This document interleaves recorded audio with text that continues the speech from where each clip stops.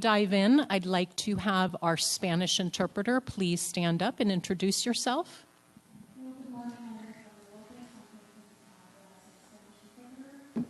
If you need my services, please come up to me and I'll give you a headset so I can interpret for you. Mi nombre es Brenda López, estoy aquí para interpretar en español. Si necesita de mis servicios, venga conmigo y le doy un headset para que le pueda interpretar. Thank you. I'd like to now ask everybody to please rise for the Pledge of Allegiance.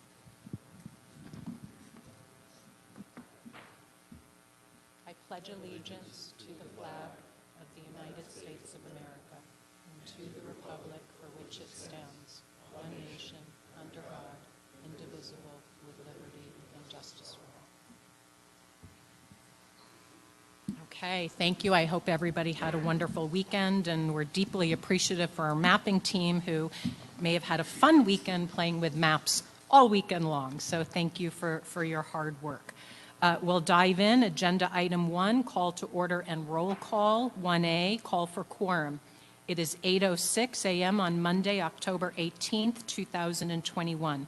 I call this meeting of the Independent Redistricting Commission to order. For the record, the Executive Assistant Valerie Newman will be taking roll. When your name is called, please indicate you are present. If you're unable to respond verbally, we ask that you please type your name. Val. Thank you, Madam Chair. Vice Chair Watchman. Present. Commissioner Lerner. Present. Commissioner Meal. Present. Commissioner York. Present. Chairperson Newberg. Present. And for the record, also in attendance today is Executive Director Brian Schmidt, Deputy Director Lori Van Herren, Community Outreach Coordinator Alex Pena. From our legal teams, we have Brett Johnson and Eric Spencer from Snell and Wilmer, Roy Herrera, Daniel Ariano, and Sean Summers from Ballard Spar. Our mapping consultants, we have Mark Flahan, Parker Bradshaw, and Brian Kingery from Timmins, Doug Johnson, Ivy Beller-Sikansky, and Ken Chalkins from NDC Research. And our transcriptionists today are Kim Portonic and Angela Miller. Thank you. Okay, thank you. Please note for the minutes that a quorum is present. Agenda item 1B, call for notice. Val, was the notice and agenda for the commission meeting properly posted 48 hours in advance of today's meeting? Yes, it was, Madam Chair. Thank you very much. Agenda item 2, approval of minutes from October 15th, 2021. We have 2A, general session. There was no e-session. I'll open it up to any discussion, and if there is no discussion, I'll entertain a motion to approve the minutes from October 15th.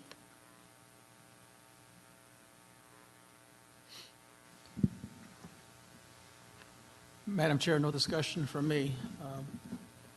I'll entertain a motion to approve the minutes. Vice Chair Watchman moves to approve the minutes. Commissioner Meal seconds. We'll take a quick vote. Vice Chair Watchman. Aye. Commissioner Meal. Aye. Commissioner Lerner. Aye. Commissioner York. Aye. Commissioner Newberg is an aye, and with that, we have approved the minutes from October 15th, 2021. We move to agenda item number 3, opportunity for public comments. Public comment will now open for a minimum of 30 minutes and remain open until the adjournment of the meeting. Comments will only be accepted electronically in writing on the link provided in the notice and agenda for this public meeting and will be limited to 3,000 characters. Please note, members of the Commission may not discuss items that are not specifically identified on the agenda.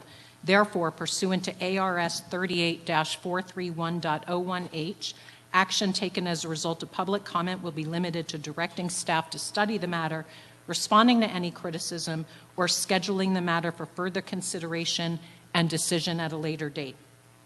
With that, we will move to agenda item number 4, discussion on public comments received prior to today's meeting. I open it up to my colleagues. This is Commissioner Lerner. I just want to say thank you again to the public. You're keeping very close track of what we're talking about, and I appreciate the feedback that we're receiving and the insight that you're providing. And Yes, very specific, very helpful feedback that, I know that it's not submitting a map, but that kind of data is, getting through. I do know there were some specific questions about whether or not we were receiving the paper maps. There were quite a few paper maps submitted by the Yavapai Apache tribe. Yes, we've received all of those paper maps. We've reviewed them. The mapping team has them on hand as well. They're remarkable. They're great. I do want to say from the mapping team's perspective, the one issue is lining it up with a very specific road or census block, but those are very fine details we can, address later. But we have the paper maps. They're getting to us, and we're able to study them.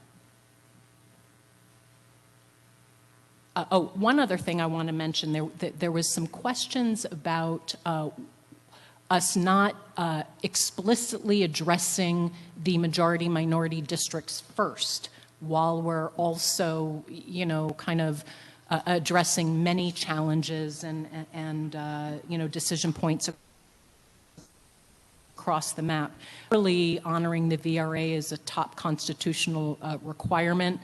We want to be sensitive that if we came across, as explicitly and only redistricting first and foremost for our minority communities, that would constitute racial gerrymandering. So, it's important that we consider all 6 constitutional criteria, all as we're moving forward with the decisions. The VRA will not be shortchanged in any way whatsoever, and I imagine it's probably going to be a big topic of conversation for today. If no further comments from my colleagues on public comments, we will move to agenda item number 5, potential update, discussion, and potential action concerning polarization data and report presentation from mapping consultants regarding U.S. and Arizona constitutional requirements. If the mapping team has anything to update us on that item. Good morning, everyone. There we go. Now we're working. Good morning, everybody. Happy Monday. We did receive some more published plans from the public. We started in the really low 80s on Friday.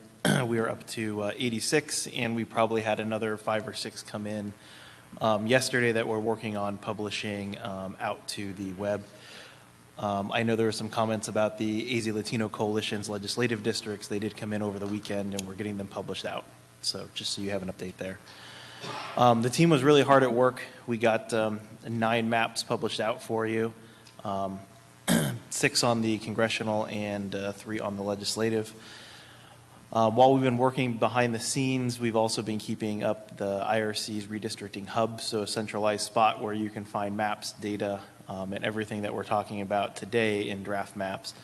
And that is available to not only the commissioners, but also open to the public so they can follow along with us as we get things made. So with that, I would like to turn it over to Brian, who will walk you through the hub page, and then after we're done with that, we will jump into the maps. We would prefer to start with congressional, if you're okay with that, Madam Chairwoman. Yes, and I just want to be Perfect. clear on the distinction between agenda items number 6 and 7. Sure. Okay. We'll finish the hub page, and then we can jump to 7, Okay. and then we'll go in there. How's that? Wonderful, thank you. Perfect. All right, good morning. So with the draft maps page of the Hub website, we completely overhauled it. We wanted to add in as much detail as we could. So the first thing you'll see at the very top of the page are a couple quick links that will jump to sections within the page since it is getting long and there is a lot of material on here. So the beginning of the page didn't change much. It still has the same text for reference. Then we added sections about how to use the draft maps and access them within the redistricting system, as well as within the published plan viewer, where you can view citizen-submitted ones, as well as all of these draft map versions. Next in the series, we have posted the audit logs for series 1, 2, and 3. So everything that we're going to show today, all of the links on this page are active. You're able to provide feedback on specific draft map versions open them, get direct access to the shape files, REST services, and see any of the PDF print maps, large poster size ones, as well as 8.5 by 11 individual prints. So those are the series ones that we talked about. An addition that we added is we're having a lot of draft maps versions. They are building off one another. So to be able to quickly visualize this, we started to create a flow chart. So when we met last week to talk about the Series 2 maps, this is how they were built on each other. So for congressional, we started out with the grid map, 1.1, 2.1, and then we also presented 2.2, which built off of 2.1, and ultimately 2.1 was adopted. And same thing with legislative, where it's more of a linear path that we've presented so far. But there, as of Series 3, we're starting to have branches on here. So same criteria for all of the Series 2 maps. And then when you get to Series 3, this is what we're going to be presenting on today. So all of the Series 3 maps, like Mark said, we have 6 3.x's, 30 to 3.5, and legislative 3.0 to 3.2. Audit logs are posted, so you public can follow along and as well access and provide direct feedback to any of these plans that we are about to present. Any questions? Madam Chair, if this is Commissioner Lerner. I just want to say I spent some time on this, and this was great to see. It made it was very easy to try to figure out where to go, and also to dig deeper into that. If you clicked on one of the maps, I know you haven't shown all of that, but you show the changes that have been made and audit logs, and you have a lot of great information there. So I would encourage the public to use this as a resource, because I think it really helps show how we've been progressing and what you've been doing. So I just want to say thank you, because I think this is a really great addition.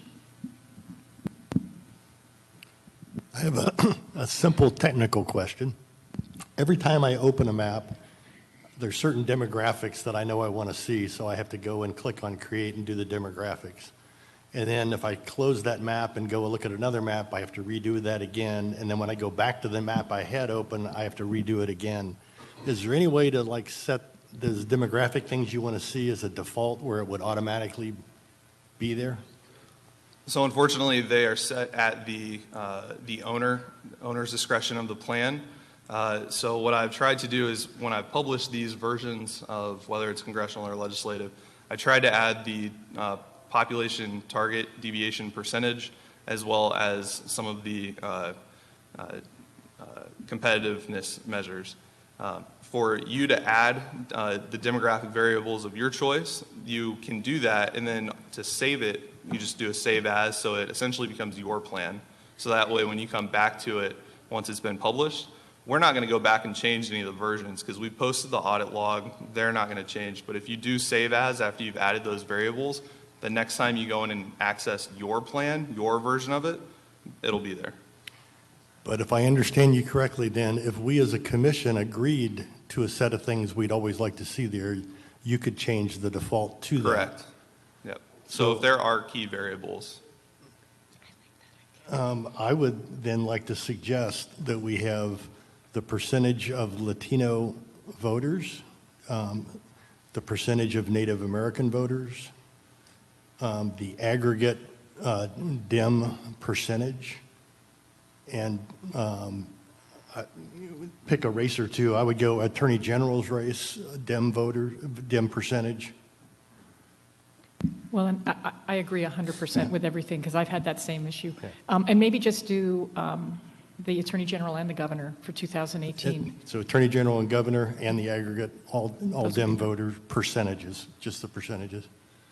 Okay, we can make that update. That would really help. So if everybody's in agreement on that, I think we would like to ask you to do that. Sounds good. Thank you. It would help.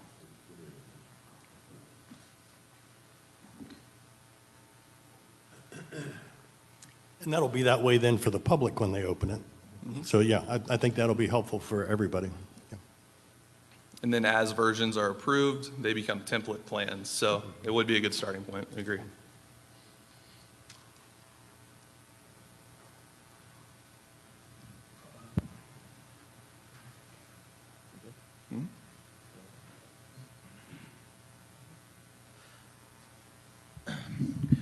Well, all I'd like to say is that all this good work is a testament to all my staff that came down and joined us this weekend. So I'd just like to say good job, everyone. Timmons, you guys have put in the hard work. With that, I will turn it back over to you. Okay. So we are ready to move into agenda item number 7, draft map decision discussion and possible action concerning revisions to the grid map. We have agenda item A, legislative map drawing, B, congressional map drawing. I believe we're going to start this morning with the congressional district map. If there's time, we'll move into LDs. We're aiming to work towards 11 a.m., at which point we'll take a break for a couple of hours to give our mapping team some time to go back and digest the feedback. We'll aim to come back from 1 to 3 to dive into the legislative districts, and then after that convene for some additional thoughts maybe on the congressional district lines and additional staff updates. So with that, I suggest that we start with the congressional district map. And I don't know if you want to walk us, we have various options. If you want to walk us through the options, we have had time to look at them ourselves, so please know that you're not leading us blind. So we'd like to start with Congressional 3.0. That is what we talked about on Friday, using a base and rolling the 3 changes that we discussed into the map. The first change here is District 3 and taking the same boundary lines as the Arizona Latino Coalition for District 3 and putting them in the map, which you can see here is the green, lime green district there in the middle. That is the representation of it, and we stuck it into the 3.0 map. Scroll down a little bit. Go to the east. Go to the east, other east. The other change that we made that we saw when we were drawing boundaries is we did leave a tiny sliver of the Gila Indian Reservation off outside of District 7, so we did add that. Zoom into the corner of D5 and D7. Yeah, there you go. So scroll down. There you go. So right there in the jagged edge where D7 and D5 meets, there was one little block that was missing, so we added that to D7 to keep the entire Gila River Indian community together as a whole, so that way it just wasn't one parcel that was split off.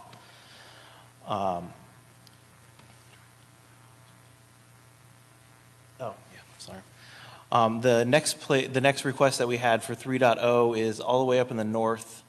Up on the tribal reservation, there was a request where we brought in the off-reservation land, and you can see over here, we did add that to District 2 as the overshot.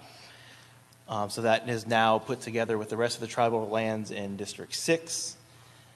And one of the last things that we did is we went down to the Fort Yuma reservation, and you can see in the brown that we got the 2 pieces of the reservation that were in D9, and we connected it back to D7 per your guys' request. The last thing that we did do for Congressional 3.0 is we matched D7 and D9's steps down there on I-8. Currently, the map was divided along the highway for I-8, so you were dividing highway towns. So we changed D9 to go into D7 to sort of do the stair step along the Berry Goldwater range. That way we're not dividing any of the small highway towns there. The map status is unbalanced. We did not balance this map because we were using it as the base to build all the other maps off of. There is no population that was unassigned, so all the population is accounted for in each of the 9 districts. There was nothing in this map that we were unable to fulfill out of your requests. And those are the changes that we made to your 3.0 map, which in turn is what everything else is built upon.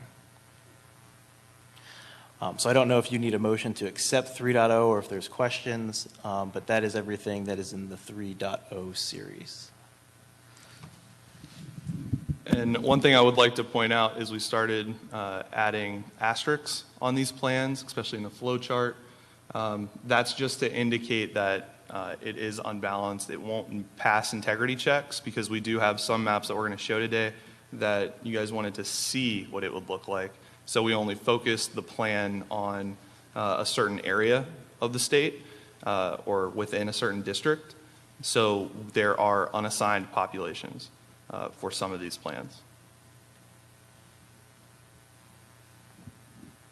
I don't know if we need to adopt 3.0 necessarily unless we're going to, I mean, we could alternatively look at the alternative 3.1 or other ones and adopt one of those. Is that correct? Or, I mean, I would check with legal. I'm not. well, they're asking if we need to adopt 3.0, but there are other iterations of the map that we could also start from.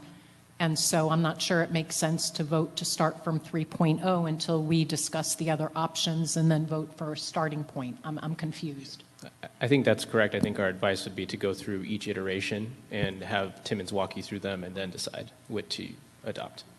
Does that sound good? That works. Okay, thank you. The core changes that we just talked about, they are all in 3.0, and all the plans are based off of 3.0. So those changes are included in all the subsequent versions that we're about to show. If we can't agree on any of the others, we'll go back and adopt 3.0.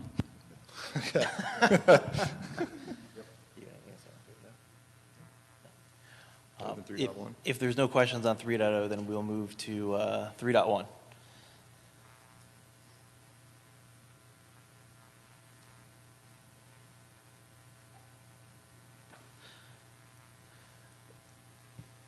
Zoom out to the statewide. Yep.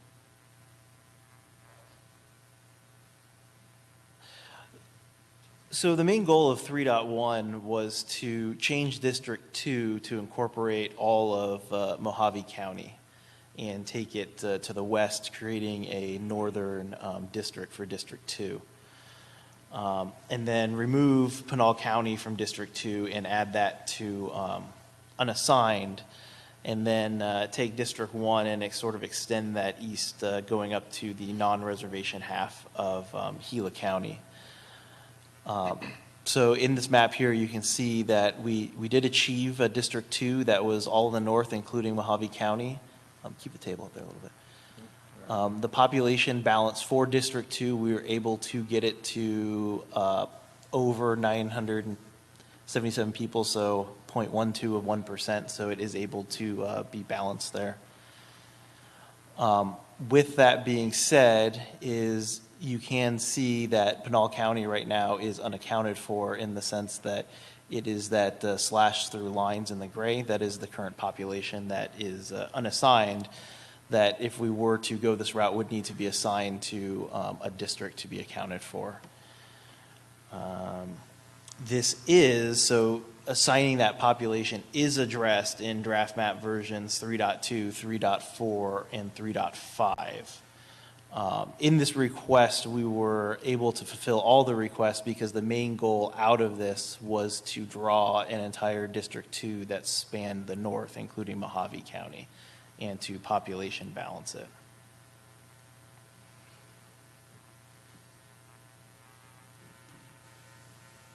Scrolling to the bottom where it hits D6.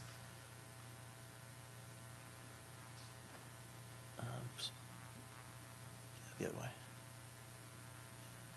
So you can see that D2 then now comes down south, incorporating some of the other southern reservations. And you can see D1 goes into the Payson area, into Gila County there. District 1 is still short of 62,000 people if we were to population balance this. Would Would it make sense, just while we're looking at this, because we're going to compare it next to the other iteration, to pull up a few more of the demographics, like some of the voting patterns with the key races? Yes. I'm presuming that my colleagues are going to want to seriously look at the performance of this district versus the next version. President 2027. Sorry, percent.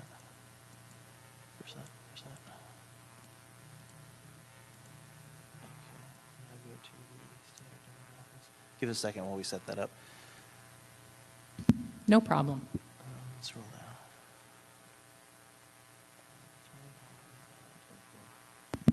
We can all watch how you do it and learn. And 21. I do want to say to the public, I have said how difficult ESRI is. The more you use it, it's really actually pretty friendly. Turn on the summary too. So that way there's no other people in there. Okay, I think that's good. Are there any other variables on screen that would make sense to add right now that you mentioned earlier? The ones we mentioned were the Latino and Hispanic, the Latino and the Native American, the aggregate percentage of Dem winners, AG's race, governor's race, the Dem winners. So yeah, I don't know how quick you could change that on your default, then you wouldn't have to keep doing this like we had to keep doing it last night. Just turn on one. Yeah, just turn on one. Wait, and go 18. Cool. I think we got it. You got it,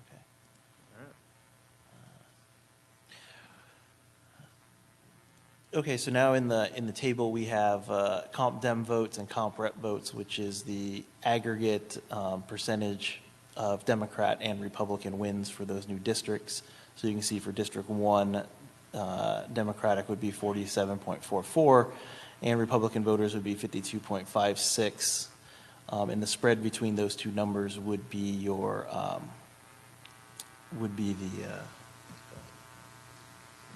the vote spread. Yeah. The next we have President 2020 on the Dem side. We have Governor 2018 on the Dem side. We have Attorney General 2018 on the Dem side, which you guys are using for the VRA tracking. M2, the ST 1519_M2_ is the total number of CVAP voters for all ethnicities in that district. The ST 1519_M21_P is the percentage of Latino voters in that district. And the ST 1519_M24_P is the percentage of Native American CVAP voters in that district. I'm sorry, Mark, can you just repeat? And are you going to save that so that way we can all pull it up too? But can you just repeat the third column to the left, what that one is? The target Dev P, is that the one? ST 1519M2. That is the overall voters, CVAP voters for that district. So including all ethnicities over the standard demographics. So right there, so standard total citizen voting age population, 2015 through 2019 special tabulation. Yeah, so it's a lot of census lingo, obviously. So for the Voting Rights Act analysis, the key ethnic number they focus on is the citizen voting age percentage as the best available measure of eligible voters. So that is the total number of citizens of voting age, or total number of roughly eligible voters. And then 21 is the Latino percentage of the eligible voters, and 24 is the Native American percentage.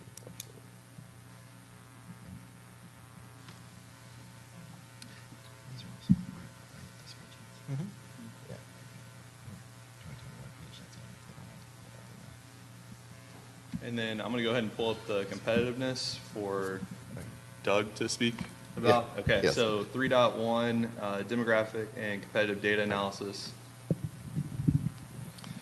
So this is the easy PDF version of the same numbers. So for folks can you back to that draft map page? Just so people can see how you got there.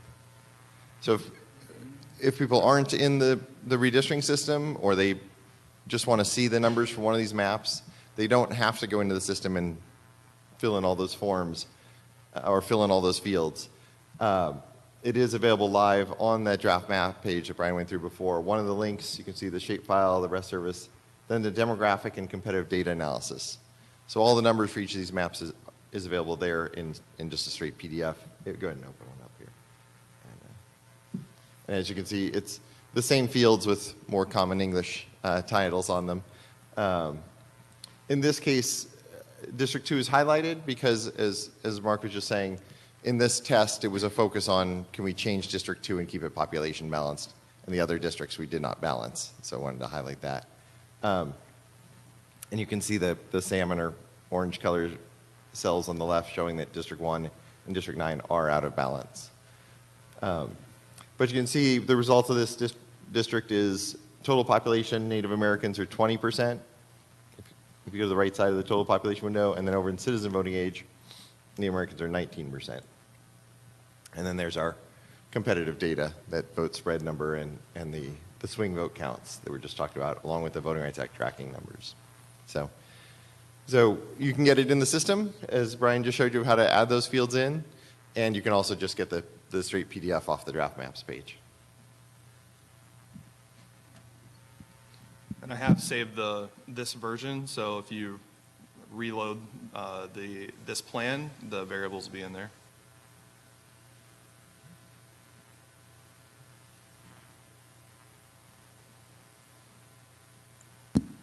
As we go along today, if you can do that on each version, that'll be very helpful. Thank you.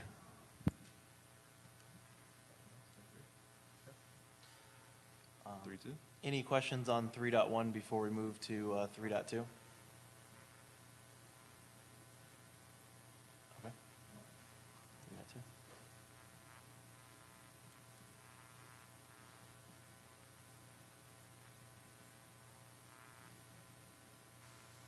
3.2. While that's opening, I should note, I think the reason people wanted to look at that data, from 3.0 to 3.1, the Native American percentage of District 2 did not change. So taking that area of Gila out and putting Mojave in kept it at 20% of total population and 19% of citizen voting age population.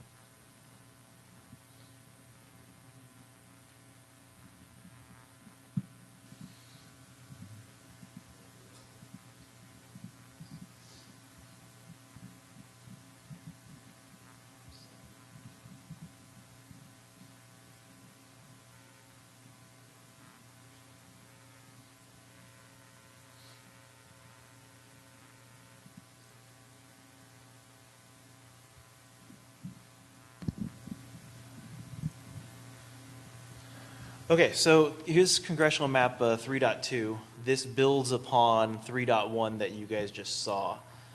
And the goal here is to actually take 3.1 and balance all the districts. And a move of Mojave and La Paz counties into District 2. So the steps that are required to accomplish this balancing, the cliff notes, is that all of La Paz County is moved into District 2. District 6 is now going to move north through the Copper Corridor up into Payson, which you can see by the yellow northern part of that district jutting up to Payson. And that takes eastern part of Pinal County from that unassigned block and the non-reservation half of Gila County from District 1, which is the red district there. District 9 pulls population from District 8. So District 9 is the gray district there, and it starts to come into the Phoenix Metropolitan, if you zoom in there. And it takes the population from District 8 for balancing. Then District 8, to balance District 8, is going to pull more population out of District 1. You can see that sort of shifts everything to the east. District 1 is then going to pull population from District 4, which is the purple district there, for balancing, and it's going to take Tempe and it's going to take Ahwatukee to be able to balance it, sort of coming through that corridor down there into the Ahwatukee foothills. District 4 is going to pull population from District 5, so purple is going to take population from District 5, which is the gold for balancing. It takes a lot of Gilbert, and District 5 takes most of that unassigned section of Pinal County, which includes Maricopa, Casa Grande, and Red Rock, and District 5 is in the orange there. The map is balanced for population. There's no population that is unassigned. We were able to fulfill all of your requests, so there was nothing on this request that was unfulfilled.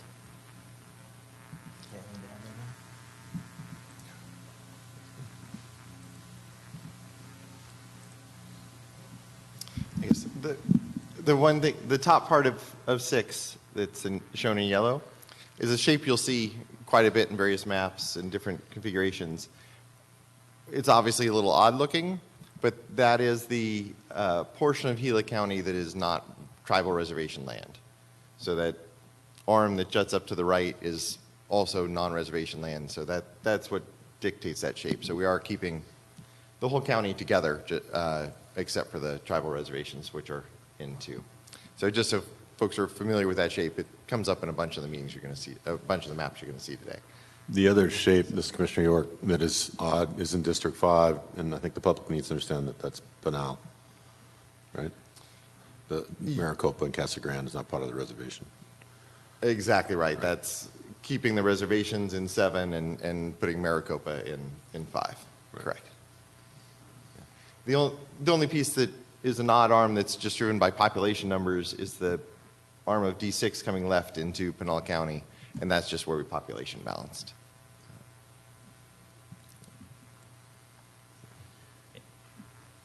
And in the West Valley on District 9, the gray, it does keep together Sun City West, and Surprise.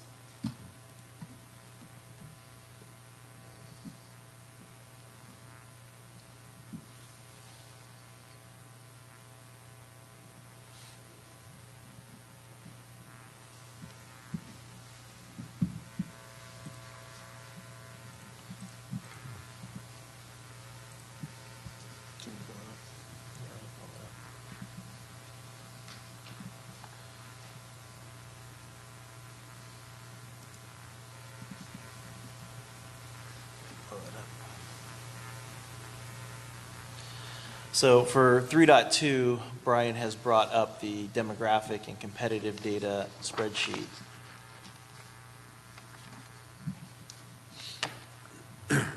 And you can see all of the districts are balanced within 1%. And can be balanced with plus or minus 1 person.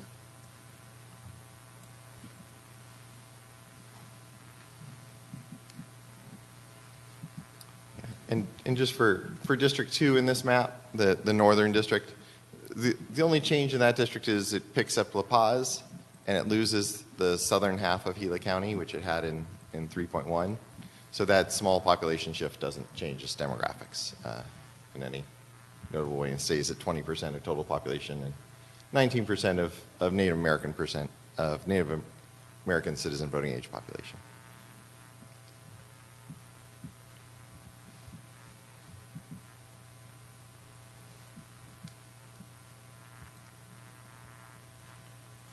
Any questions on 3.2? No, I just want to point that the vote spread in District 3 in that iteration is extremely wide. It's 50%. Yes. Something to look at.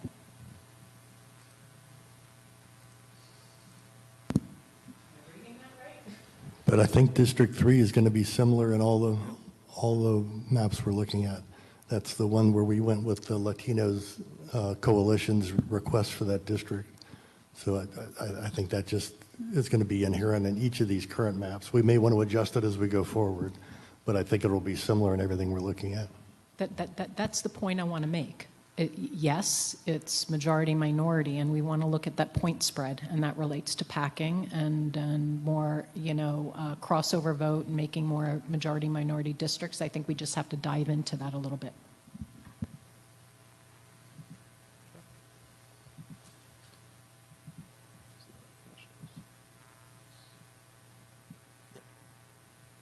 So after presenting 3.2, that finishes that branch of the versions, and we can show 3.3 now. So 3.3 goes back to that 3.0 map and ignores the 3.1 and 3.2 changes. So I'll go ahead and save this. Yep.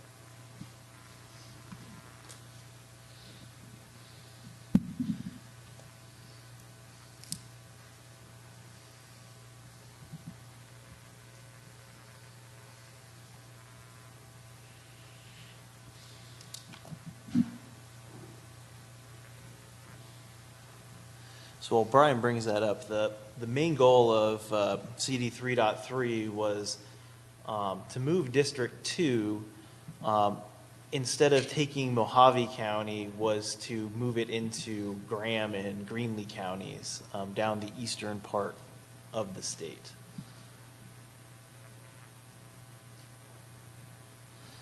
So you can see there the blue District 2. It leaves Mojave intact. It keeps the wing that you see that comes off the left-hand side to incorporate the Indian reservations or Native American reservations into District 2, keeping them whole, which is what we showed you in 3.0. But now District 2 comes down the eastern half of the state into Graham and Greenlee counties and comes into a little bit of Pinal County. As you can see, it comes in through Casa Grande into the city of Maricopa, which is the blue spot in the middle of D7. District 6 then moves up out of the Tucson area into taking some more of Pinal County, sort of following the I-10 corridor there. It incorporates the cities of Red Rock, Eloy, Arizona cities, and the southern portions of Casa Grande and Coolidge. We did have to split those two cities that I mentioned to be able to get some population balanced. This map has all of the population assigned to all the districts for the state, but there is some districts, as you can see, District 1, it still has a 11% shortage of population, so we'd have to come back up to District 1 and balance it because that is currently not balanced and the map is not balanced. But the main point of this map was to show a different configuration of District 2 coming down the eastern half of the state instead of taking over Mojave County. There was no request that we could not fulfill from the commissioners on this map. The numbers there are on the bottom for the population. You want to bring up the spreadsheet?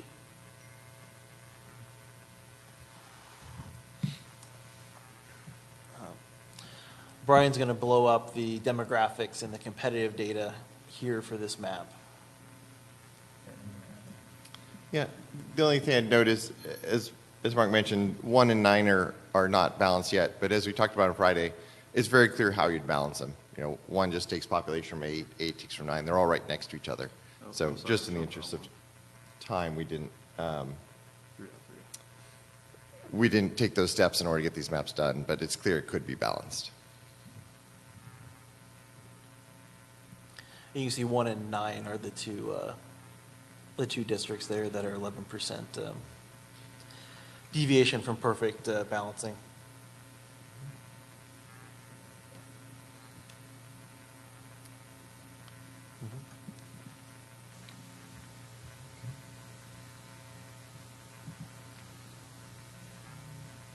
Any questions on 3.3? No? Okay, let me put through 4.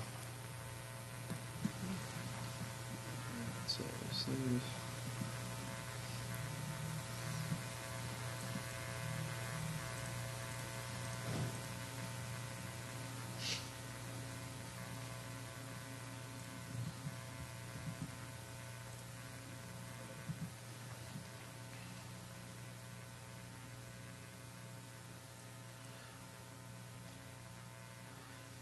So while Brian brings up 3.4, the main goal of 3.4 was removing the West Valley cities from District 7. If you recall, in the Avondale, Goodyear area, it looked like there was a little notch that stuck up north into those cities from the southern district of District 7. So the goal was to remove that. Right there. Yep. Yep, there you go. Zoom in like right around there. And then as well as moving District 7 into Pinal County and balancing the rest of the district's populations. So to get there, we removed the West Valley cities of Goodyear, Buckeye, and Avondale from District 7 and added them to District 9, which is the gray district. Yep. And you can see Avondale, Goodyear, and Buckeye are very linear in nature. So they're a very north-south city. We took Gila Bend and we incorporated Gila Bend by moving it from District 9 into District 7, which is right there where the freeway meets I-8. District 7 will then push into Pinal County.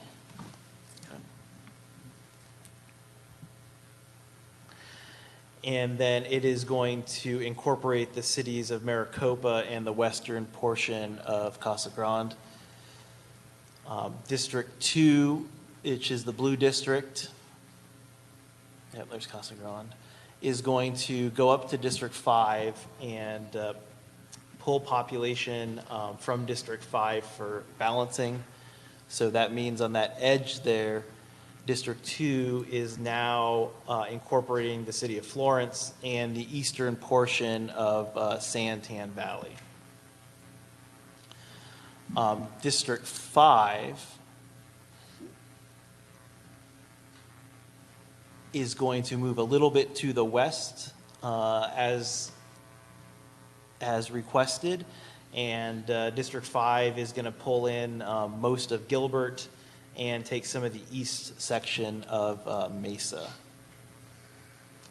And then District 4 is going to rotate to the west and move north into District 2, and it is going to unite North Tempe, South Scottsdale, and all of the Salt River Reservation.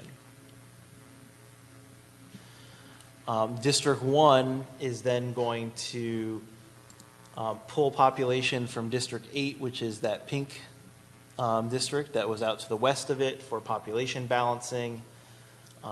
And District 8, portions of it is going to move into District 9, and District 8 is also going to keep incorporating the cities of Sun City West, and Sun City Grand. And then a northern portion of Peoria is going to be moved from District 8 into District 9 for population balancing. So you can see Peoria is another north-south linear city, and the north part of the city is going to move into District 9, and even the top notch is going to be in District 2. Map status, it is balanced. There's all the population that is assigned to districts, so no population is unassigned. And there was no request that we could not fulfill from the commissioners. We just note, this is obviously a big change for District 7. Looking at the demographics, the previous version where it comes up in the West Valley, District 7 is 46% Latino as a percentage of citizen voting age population. So 46 as was, and now it's 45. So very small, just a 1% change, and it's still at 50.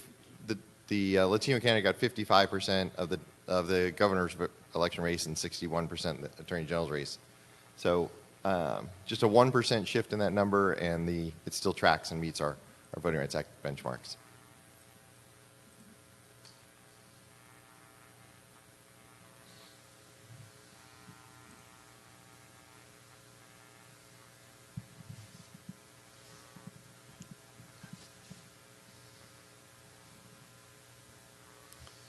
Any questions on 3.4? Did you want to take a look at or you just looked at that with the population? There was nothing else other than what you just said, Doug, right? Say that again? The Voting Rights Act, there was nothing else you wanted to show us on the PDF for 3.4, the competitiveness piece? Yes, you're right. Yes, you're right. Let's bring that up here. For 3-4. Yep, for 3-4. So you can see the biggest population deviation is in District 6 with just over 1,400, short 1,400 people.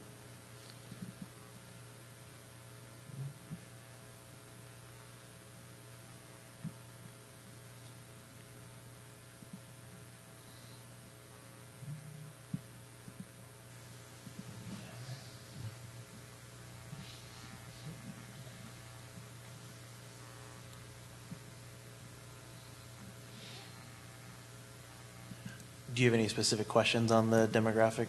Okay. I don't know 3.5. So Brian's going to open up 3.5.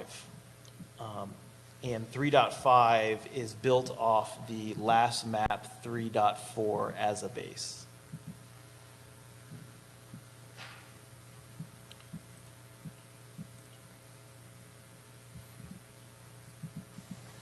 So the main goal of 3.5 is an alternate method for balancing districts 7, 6, and 2.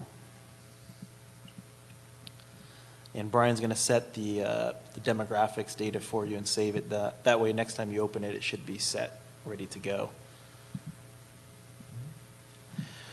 So the first part of this is District 7 in the south. And District 7 is going to move into the Tucson area. Yep, zoom in to Tucson.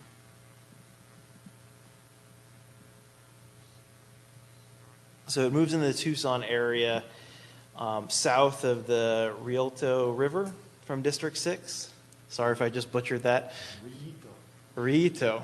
Gotcha. I remember that. So we kept the Rialto River as the dividing line in Tucson. And then if you follow the District 6 north, it is going to go into Pinal County, and it's going to take population from District 2. Just zoom out. Yep. And District 6 is going to include the cities of Red Rock, Eloy, Arizona City, while also sort of cutting through the western half of Casa Grande and into to incorporate the city of Maricopa for population balancing. This is balanced. All population is assigned. There was nothing that we could not fulfill in this request. And those two things, basically District 6 going north into Pinal County that we just talked about, in District 7 getting divided at the river in Tucson, are the two changes between 3.4 and 3.5. Bring up the demographics.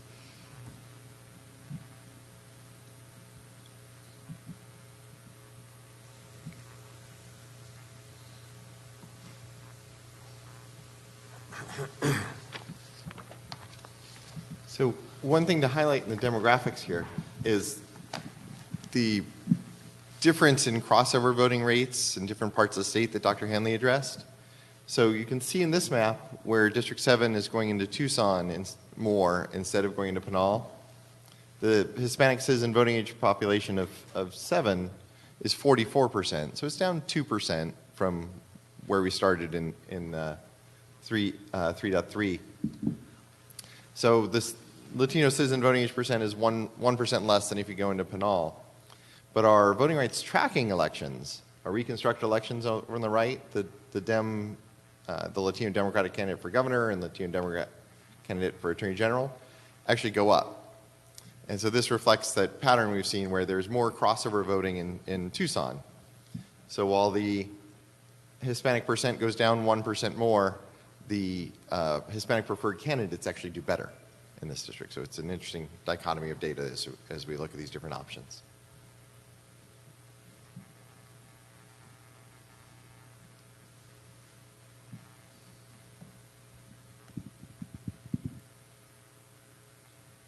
Oh, I know what I was going to mention. Yeah, can you bring up the map too?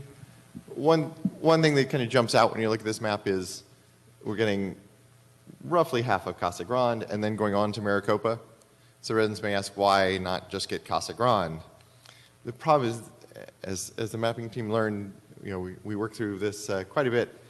If you take all of Casa Grande, you cut off Maricopa, and it's just floating there, and it would then have to go into 7 or something like that. So in order to avoid having an isolated pocket of quite a few people, we had to take part of Casa Grande and pick up Maricopa.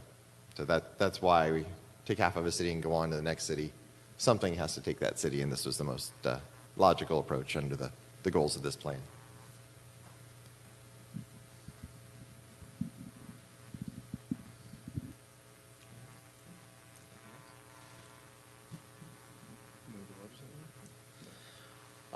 That is all the congressional maps that we have for you today. I'd like to turn it over to my colleagues to express your thoughts about your opinion about the best starting point of the options that we have heard from, and to please explain why. And to the extent that you can explain it in terms of how that map best honors the 6 constitutional criteria, I think that would be a plus. Well, Madam Chair, I don't think that bringing Mojave County in for district, I have to pull up the map, I'm sorry. 2. District 2. 2, thank you. Yeah, I always have to remember where everybody is. Into District 2 is effective. I think it is not going to be something we could support in terms of how it affects the Native American populations and their ability to at least have a voice in that area. I think 3.3 works more effectively for the tribes and for actually some of our other populations that are in that area. The 3.3... Commissioner Lerner, Yes. when you say besides the tribes and you say other populations, do you mind specifying which populations? Because that's on my mind. Sure. I think actually the Hispanic populations as well in those areas. I think it's actually a more cohesive district for the rural communities as well. The things that they have in common in those areas, if we looked at District 2 and 3.3, you have that up, thank you. They have a lot in common. In that area. You have, when we heard from the communities when we were out in the rural areas, we heard about what they have in common in terms of tourism, timber, forestry, water issues that they all could speak to as part of that. And so that whole eastern part where we take Graham and Greenlee have a lot in common with Navajo and Apache counties in terms of what they are actually dealing with on a daily basis, the communities that exist in those areas. We also see some of that area will be part of the Copper Corridor, so that brings them together. In that area, you have mining as well. So I think when we look at 3.3, we see that it actually ties together a lot of the communities, both economically and then demographically, as part of it.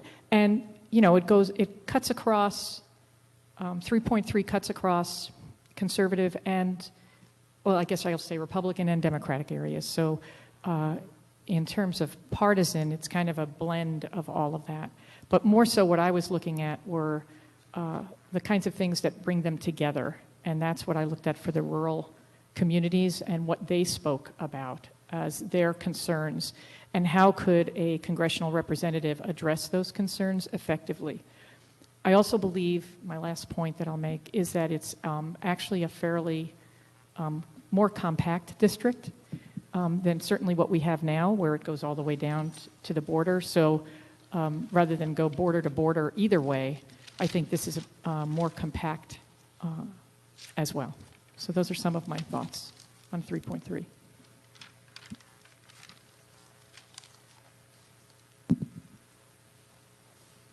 I would like us actually to look more carefully at either 3.2 or 3.5. I think frankly 3.2 with the northern areas all connected, because all of the other maps have that northern district coming so far, below Maricopa County, below the Phoenix metro area, and it's the 3.2 just has a much more coherent northern district, and it has a big positive impact on all the remaining districts.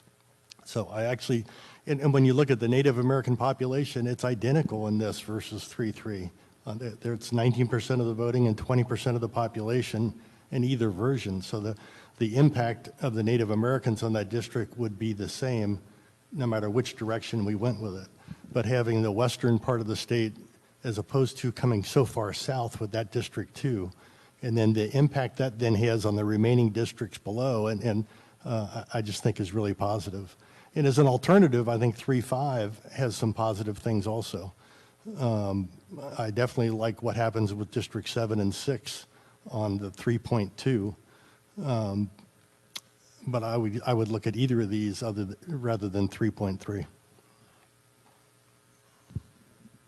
I would like to know in these different iterations what the Democratic Republican point spread is. In the iteration that Commissioner Lerner has suggested, it's what, about a 9-point, close to 10-point spread. When it gets up to 15 plus, I think there's not going to be a way in which the Native American community is going to be in any way, a majority. I mean, they're just simply not numbers. And so from my perspective, I'm most thinking about how we honor the entire state and also not marginalize those northern tribes. So I want to take a look at the point spread, because I do think how far that spread becomes may be relevant in how well that minority group may be able to advocate for themselves. So it's something we need to keep an eye on. Madam Chair, my preference as a starting point is map 3.3, and the big point that I have is I think that Mojave County has a very, very different community of interest, at least in my opinion, than what you see if you take Navajo County, Apache County, Graham, and Greeley.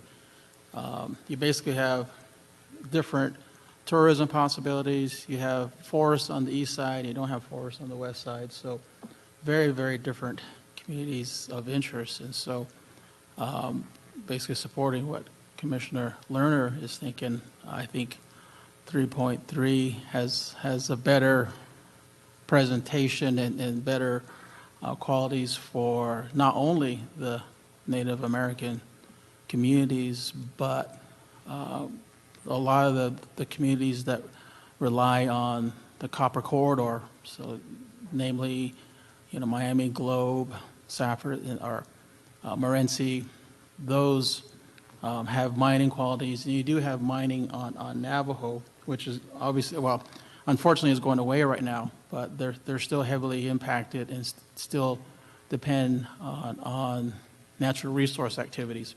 And so the eastern side of Arizona in CD2 is very different than what you see on the Colorado River side. So I'm more inclined to, as a starting point, to look at 3.3. Thank you.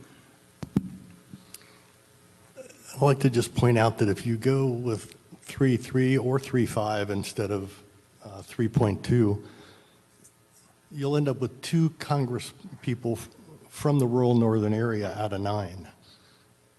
Whereas if you combine the northern districts, you'll have 1 congressional representative representing the rural area on the northern part of the state.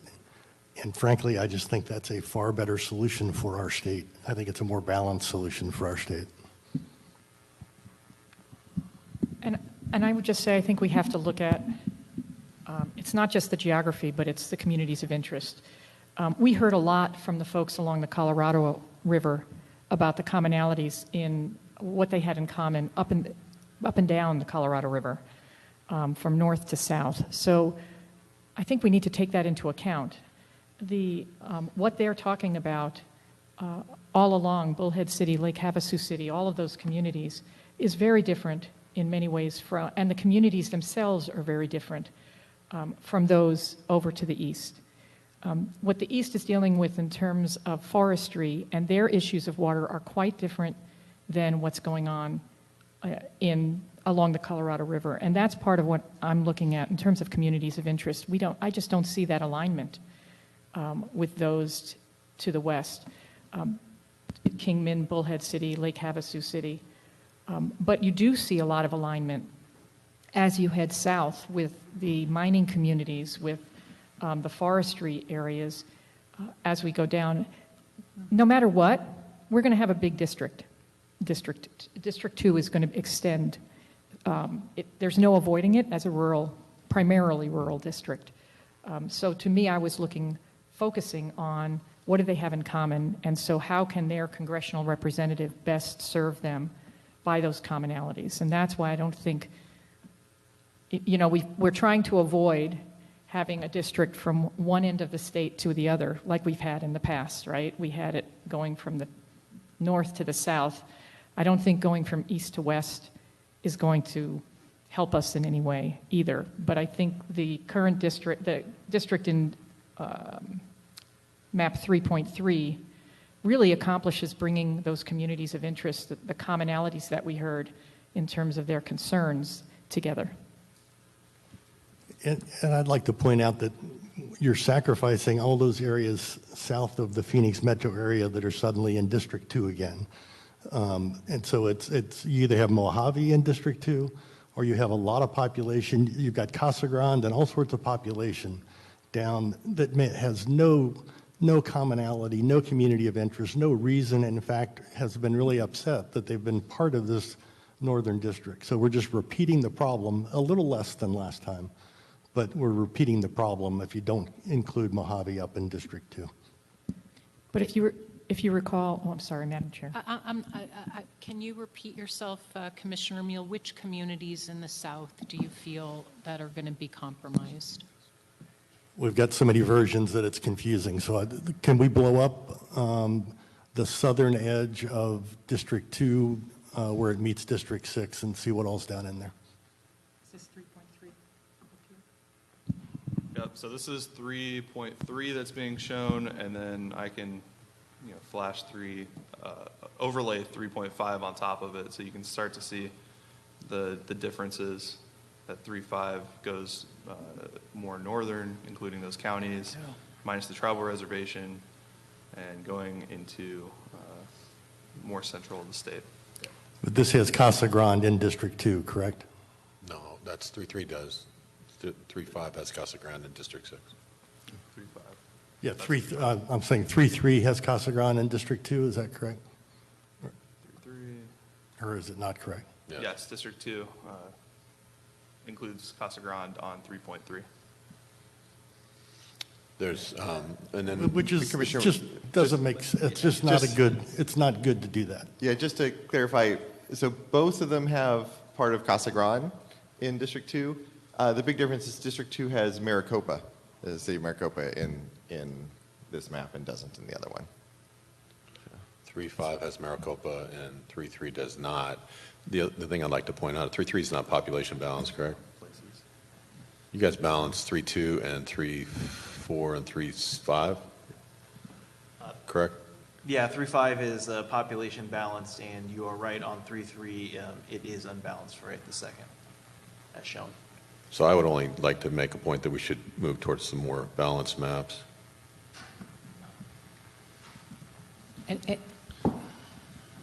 Are you saying 3.5 requires District 2 to tap into Maricopa County population? Is that what you're saying? Oh, no, sorry. It's City of the Maricopa. challenges of Arizona. So it taps into the city of Maricopa. The city of Maricopa, okay, Yeah. okay. So the other point is that we're looking at, if you looked at the mining community, we're talking about those areas do extend further south. And we heard from folks, either way, no matter what map we take for the rural communities, we're going to have some communities that don't feel as connected because that's our state, right? We are very large and we have these rural areas. We do have the mining folks that will be connected with 3.3 as we look at that, and they talked about wanting to be part of that copper corridor, that area. These are starting points. I'm not so worried about population balance right now because we are going to make adjustments to these maps as we move forward. So if 3.3 is not population balanced, we know we're going to be making changes to that. So I'm more concerned about the overarching starting point of where do we begin philosophically pulling together those communities that have more in common. So I understand your point, Commissioner Meal, but I feel that what we're doing with 3.3, where we're pulling in these communities such as Safford, we're taking them, we can put Florence. Those are communities we heard about, things like mining, that are similar to things that we heard all across mining and other issues, forestry, things like that, that we heard from other communities on the east side. We did not hear those same things on the west. On the west, they have really different interests, different communities of interest, different economic interests that just don't tie well together to those communities on the east side of our state.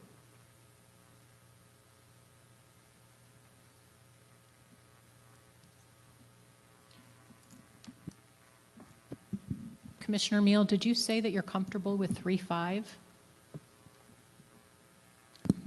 I'm more comfortable with 3.5 than 3.3. I clearly think that 3.2 would be the better map for our state to be working from. But 3.5 at least had some other positives to it. I think that we're better than 3.3.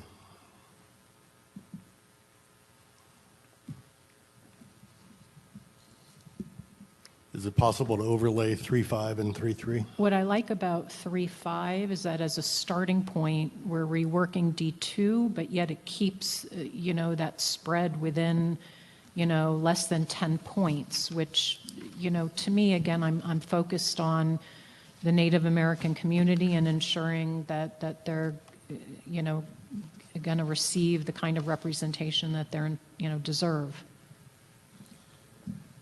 But I don't think the Native American community is going to be any different between 3.2 and 3.3 and 3.5. And all of those, they're right around 19% of the voting age population. Right, but I believe the Republican-Democratic spread is different. And my sense is that more of the Native American community aligns with the Democratic Party and so would probably feel a little more represented if that, division wasn't quite as large.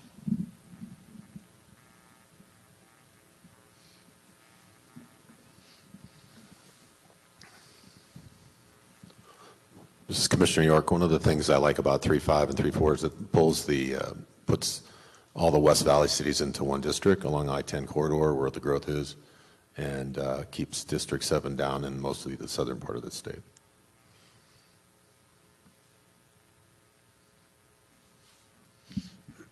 So one of the concerns I have about 3.5, and I know we're just starting points, to me, philosophically, again, the difference between 3.2 and then 3.3, 3.4, and 3.5 is big. Are you taking Mojave, or are you heading a little bit further south? So I support 3.3.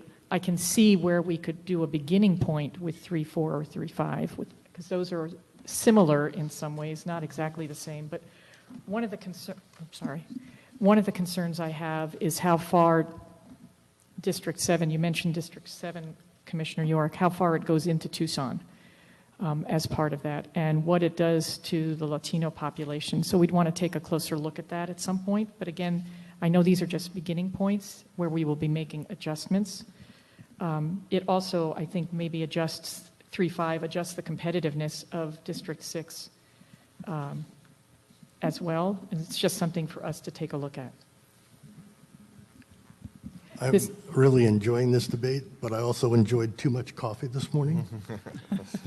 So if it would be possible to take a break either now or soon.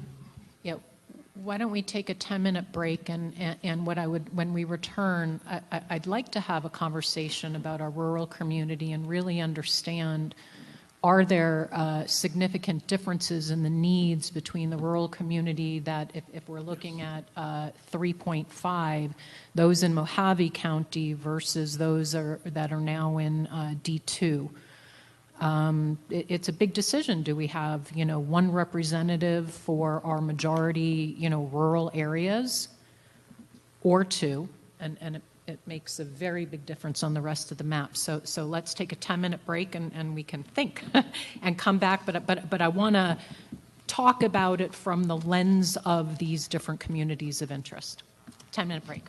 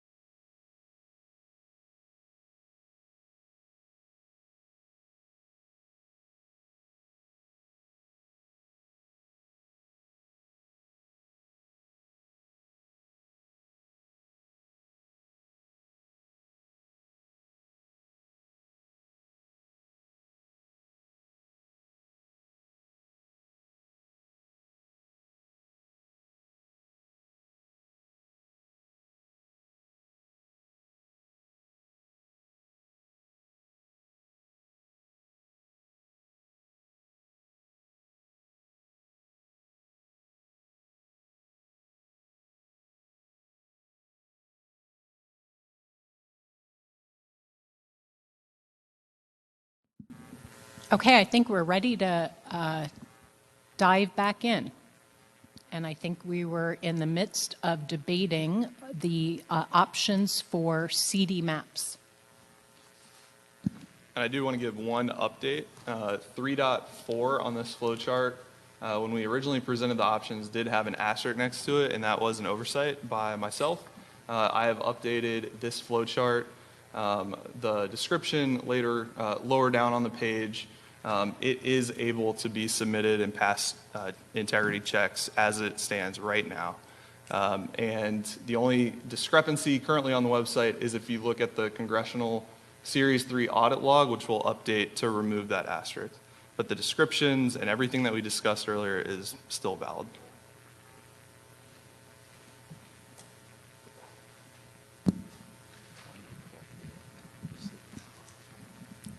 Are there any additional clarifying questions that my colleagues would like to ask of mapping, or do we feel that we're ready to vote on one of these options to start deliberation from the congressional maps? I would like to jump in and make a case again for 3.2. And when we were talking communities of interest, what wasn't pointed out earlier is that if you go away from 3.2, any of the other maps have Mojave County going deep into Maricopa to get the population. So, I mean, it's between Casa Grande being in 2 and the quote river district not being much of a river district, it ends up going deep into Maricopa. So I just think the state is better. And ironically, we pack more Republicans into the district the way I'm suggesting it, which has to help everybody else on the rest of the state. So I would actually like my colleagues to seriously consider adopting 3.2 as our starting point, and I make a motion to that effect.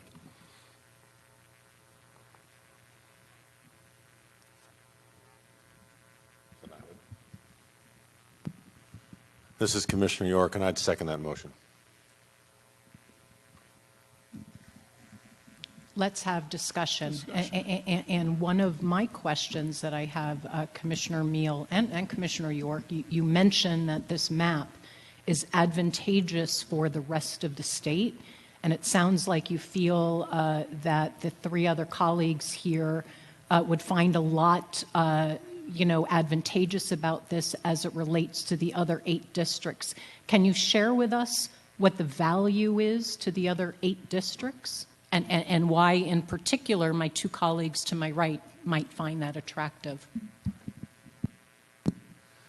All these are moving targets, so everything I say could be adjusted. There's going to be a lot of adjustments in the details of all of these maps. So this is 3.2 on the screen now, correct? Yeah.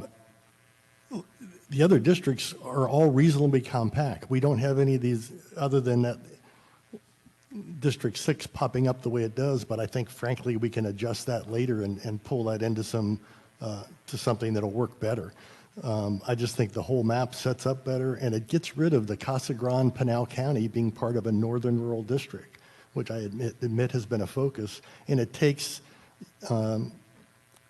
Mojave County away from dipping deep into the Maricopa, the main Phoenix metro population, which all of these northern people have said that they don't want to be a part of. So I think there's a number of positives out of this map.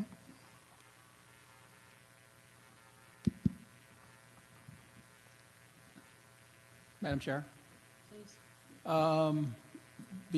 Before we went to session or break, I thought one of the items that we were going to discuss, and maybe we're discussing now, is just the rural nature, kind of what is being rural. I thought that was one of your thoughts, and yes, yeah, I think that's something that's important. I also, want to raise, the Voter Rights Act report and analysis that I think our legal team is working on, because we also have to keep that in consideration, especially for the Native American communities. They fought very hard, to be at the table, and there's some favorable court rulings out there that do favor tribal communities as a community of interest. And I think we need to understand that. But getting into the rural nature of what we see in front of us, if you look at 3.2, I think that, and Commissioner Lerner did speak to this, there's if you look at the west side of the state, particularly Mojave County as it borders the Colorado River, granted they are heavily involved in tourism. I think tourism primarily is the biggest community, and frankly, if you look at south of Lake Havasu, I know that the Colorado River Tribe and Parker down south to Yuma is heavily agriculture. And if you go Lake Havasu up to perhaps Bullhead City and maybe Henderson, I think that's more of a retirement community for California. That's how I would interpret it. So you have primarily two big interests, tourism and agriculture. Now, if you move toward the east, and you look at if you look at Navajo County, Coconino County, Apache County, Graham and Greeley, heavy ranching, forests, tourism, and then mining. And so from a perspective of rural countiness, you have completely different, unique markets, if you will. And I think we need to keep that in mind. And so those are things that I think are very, very, very important. And we need to, figure out how to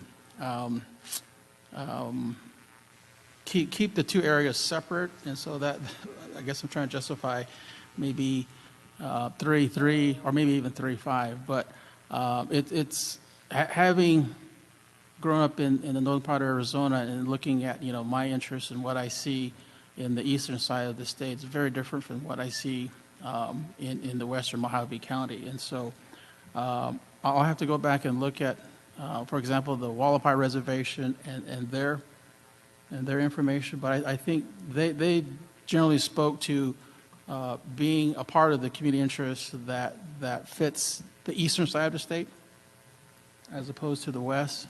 And so I think it's very, very important that we look at the economic interests as it relates to the communities of those areas. But Vice Chair Watchman, how can you maintain that Mojave County has less community of interest than the city of Maricopa or Casa Grande to the northern part of the district? I just don't think that holds water. Yeah, and likewise on the other side, we're going to have to, because the rural counties just don't have enough population. One of these districts is going to have to dip into the greater Phoenix area, Phoenix Valley area. So, do we do it from the west side of the state or the east side of the state? And so that's obviously our challenge that we have to deal with. And so I'll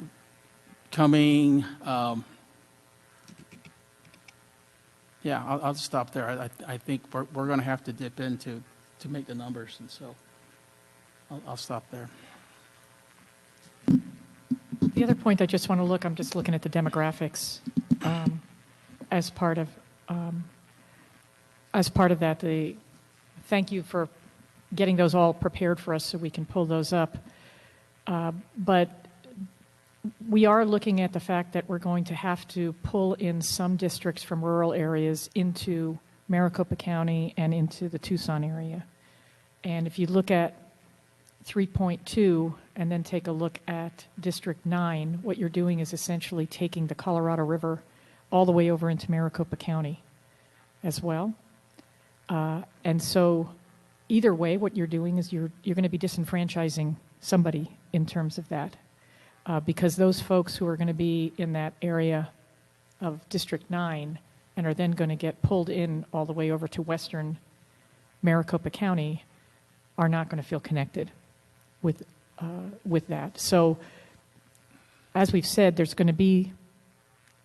always going to be a problem as part of that. And I just don't see, when I look at the numbers in District 2 and think about the tribes there with almost a 58% Republican swing in that state, in that district, and then have the Native Americans who tend to vote Democratic, I feel that they will be disenfranchised more so than if it was a more competitive districts. And obviously that's what our goal is.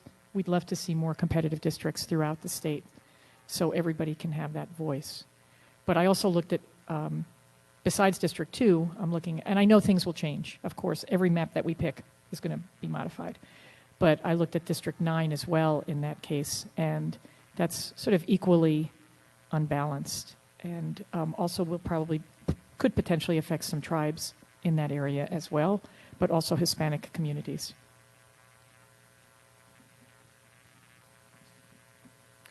The other thing is just as a point, just in general, right? Travel, right? Being able to address the concerns of everybody in that district. We know how difficult it is to go north-south. You have Phoenix in the middle, so you could, from a congressional perspective, you're hitting up north and south. In this case, east-west.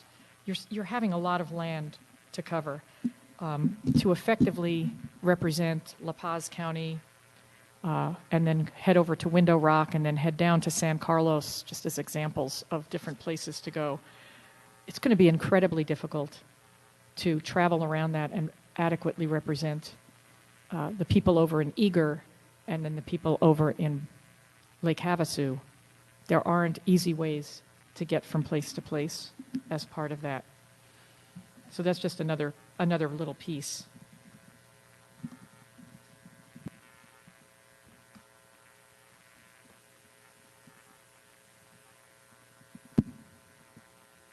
If I were to ask my colleagues to narrow down the vote between two options, what would that be?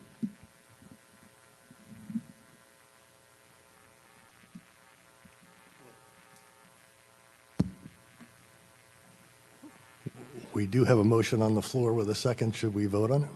Okay. We have a motion to approve map, what is it, 3.2? 3.2. Any further, we have a motion, was there a second? Yes, okay. Any further discussion? Vice Chair Watchman, No. Commissioner Meal, Yes. Commissioner Lerner, No. Commissioner York. Yes. Commissioner Newberg is a no, and with that, we will continue the dialogue.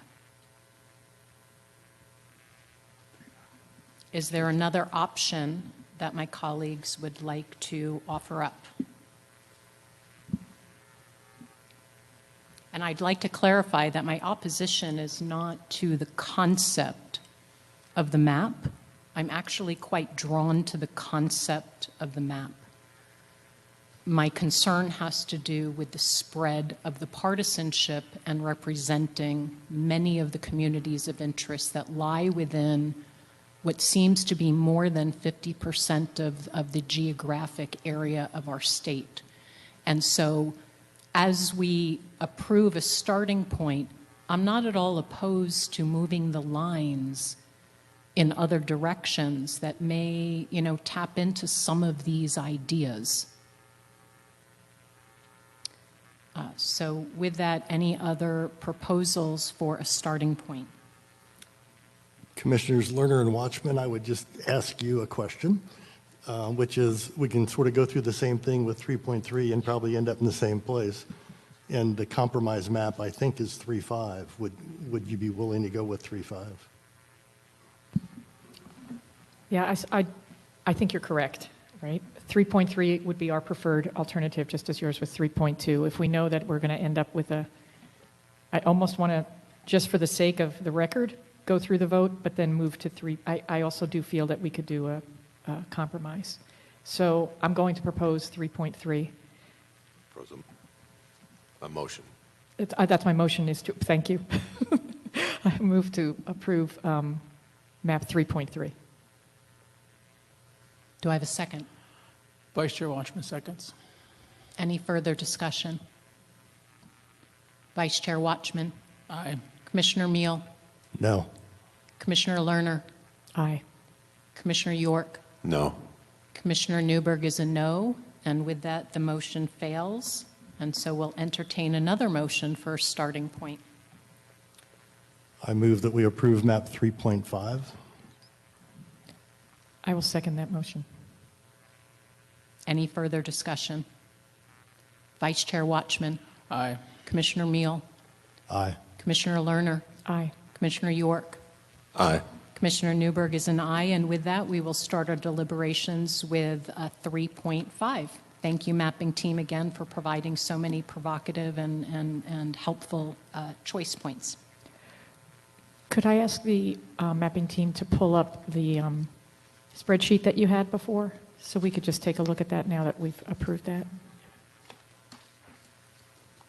Please.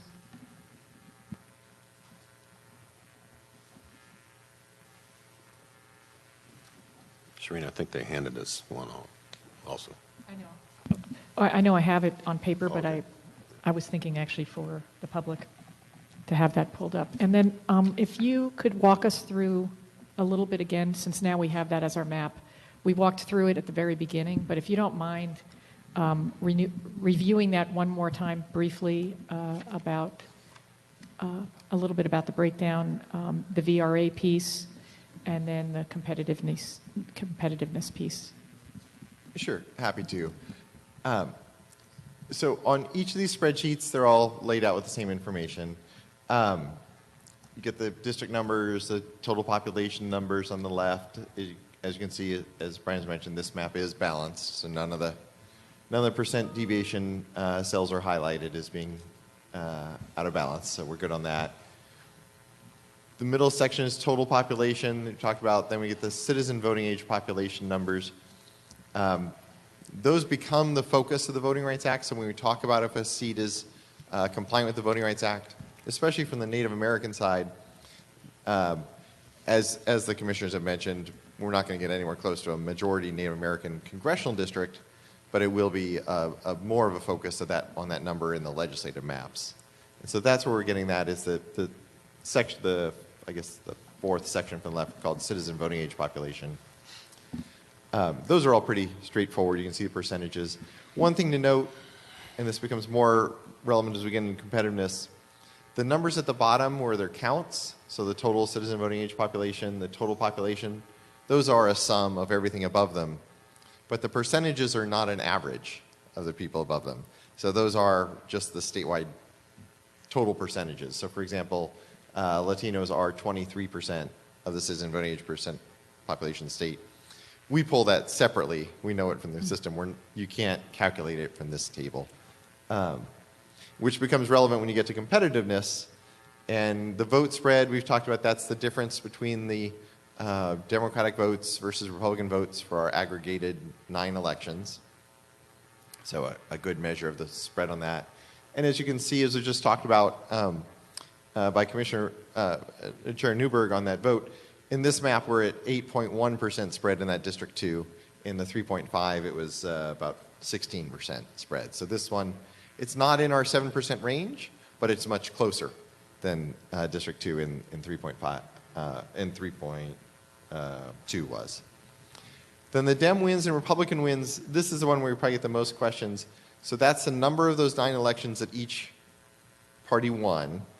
And this is the idea that Professors Duchin and Wang talked about if a district swings in at least one of those 9 elections, and preferably 2, it shows that whatever the spread is, the voters change depending on who the candidates are, which is kind of the idea of elections, right? So ideally, a competitive, you can see District 1, the Dem won 4 times, the Republican won 5 times. That seat obviously is highly competitive and flips back and forth from election to election. But where we get down to the bottom, you see 5 and 4. Again, that is us pulling from the statewide database. Each of those 9 elections has a different number of votes cast in different districts. So you can't get 5 versus 4 at the bottom by adding up the numbers above or anything like that. It's one of the confusing numbers in this process. The number 9 comes up all the time just coincidentally. There are 9 elections that we're looking at. There were 9 congressional districts, and actually the redistricting tool shows 9 districts at a time on a screen. All those 9s are coincidences. We didn't. The number of elections we're looking at is not 9 because there are 9 districts. It just is a coincidence. So the numbers, the statewide numbers are just there for comparison. They're not a sum, and they're not going to change from one map to another based on what happens in the districts above them. They're always going to be that number. And then on the right-hand side, we talk about Voting Rights Act tracking.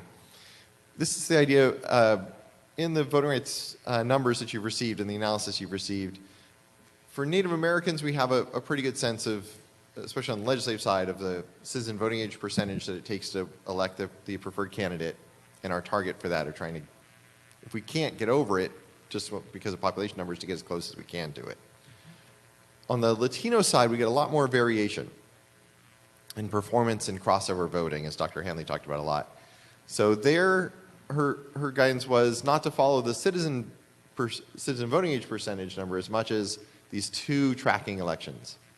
So if we're in a heavily Latino area, congressionally we're looking at districts 3 and 7 in these maps, does the Latino preferred candidate, which is the Latino Democratic candidate for governor in 2018 and the Latino Democratic candidate for attorney general in 2018, win? And so in this one, you can see District 3, if you go across, we're getting 68.9% and 73.9%. So yes, the Latino preferred candidate, as determined by the polarized voting, did win that race. Same thing with District 7. If you go to citizen voting age population, it's only 44% Latino. But when you get over to the far right to see how the Latino preferred candidates perform, it's 58% for the Democratic candidate for governor and 65% for the lieutenant governor. So, I'm sorry, for attorney general. So that's the way we're looking. Where there is a high Hispanic or Latino citizen voting age percentage number, especially if it's close to or around 50%, it's not so much is that 49% of citizen voting age versus 51%. It's more, if we have a significant Latino population, does the Latino preferred candidate tend to win? So the right-hand tracking columns are where we are focused. Now, that doesn't mean that, say, let me see if there's an example here.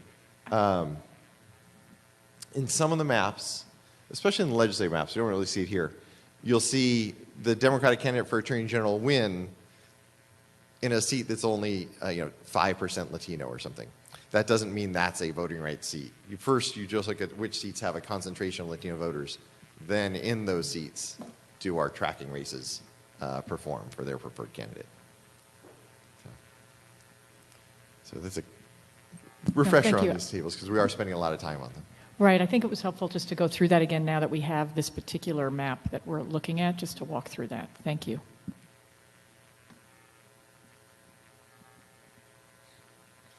Yeah, and to your point about this particular map, just to summarize, so we've got, on the competitive side, it's the swing seats are actually really easy to spot in these tables because you're just looking for anything that's not a 9-0. So we've got District 1 is almost perfectly competitive, 4 versus 5 on the swing measure. If we look at the vote spread on competitiveness here, again, District 1 is in the 4%. It's below, the spread is less than 4%. District 6 actually gets there as well. It's just outside at 4.1%, but it's inside of the commission's adopted 7%. So that would qualify as a competitive seat under one of the two measures. And then we have districts 2, 4, and 8 that are in the ball, they're in shooting distance of the range at 8, 11, and almost 14%. But in looking at, and I appreciate going through that, we can see that it's pretty partisan in terms of, we have basically District 1 in this particular map, 3.5. There's really only one district that looked like it had elections go back and forth. All the others were either, even though they're within competitive range, they all still went either one way or the other.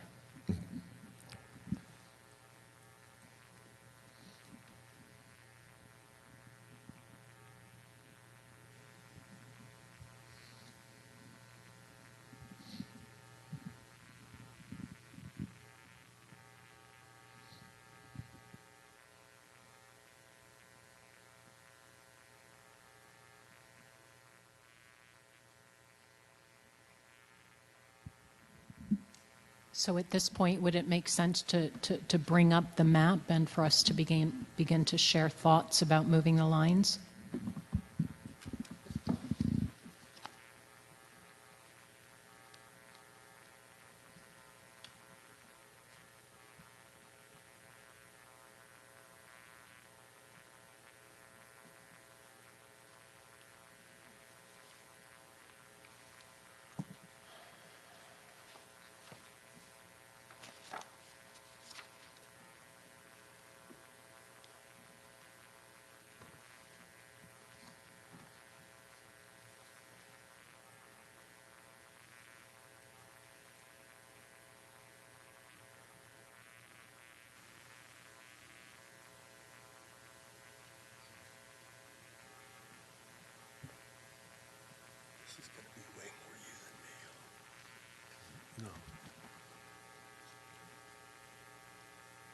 So I would like to see us move the north side of District 4 up to South Scottsdale.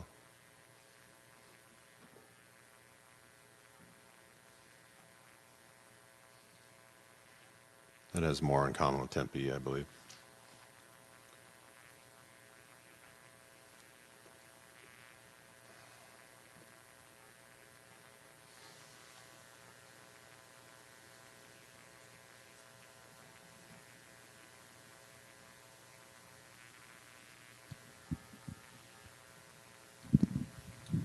Is there a certain break point that you want me to go up to, or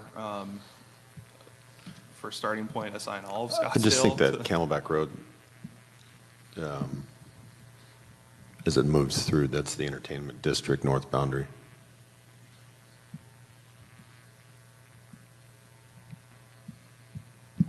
And when we're making these suggestions, just for clarity, we're not worried right now about population. We're just talking about ideas that we have, correct? Correct. Okay.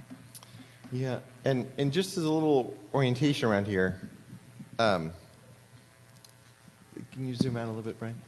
So the challenge we have in fine tuning is the trade-offs and the rotations. So can you zoom out so you can see all of Maricopa? Okay, there you go. Zoom out a little more. So we have District 7, we should zoom in a little bit more.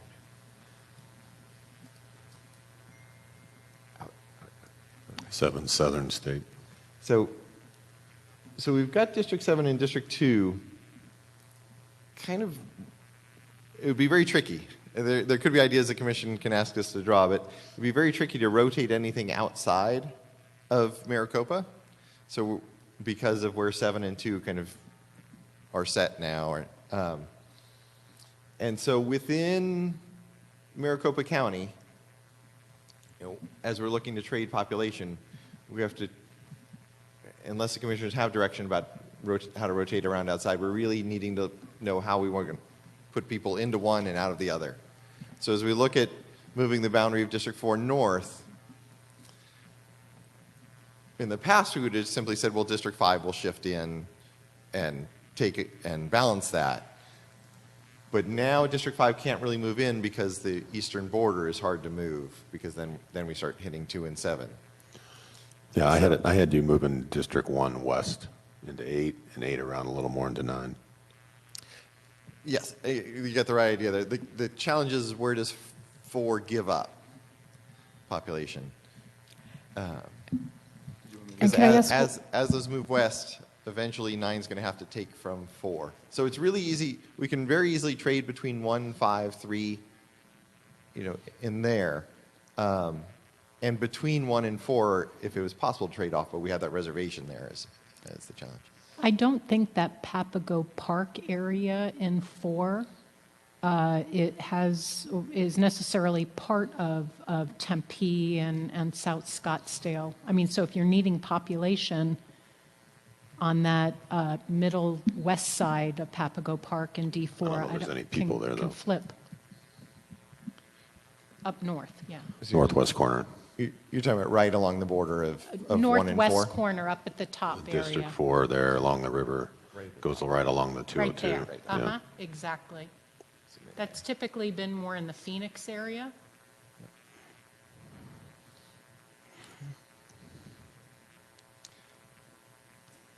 Yeah. So Brian, can you show? Did you find Camelback?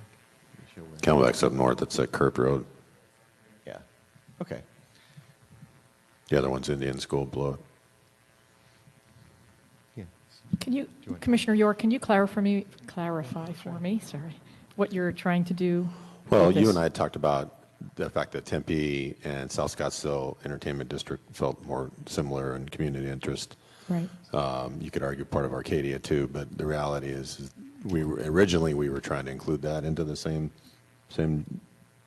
congressional district. Well, am I missing, this is D4 you're talking about, correct? Correct. Am I looking at the wrong one? It seems like it's already there. No, it goes across on Thomas. Are you talking about on the west side? Well, in the northwest corner. that northwest corner. So how far are you talking about going up there Well, to you could either go up Camelback? to Camelback, or you could go up to Indian School. I just thought we should include more of that entertainment district, which is sort of, Could certainly go up to Thomas. it's at Thomas currently. Right, but it moves down a little bit if we went straight across. Yeah, to the chair's point, you're exactly right. If we can move D4 north east of a certain road and move D1 south west of that road, we can trade populations between these two, and it's a straight trade. And Brian can actually look at that right now. So, is that going to Camelback? That seems to me to make sense.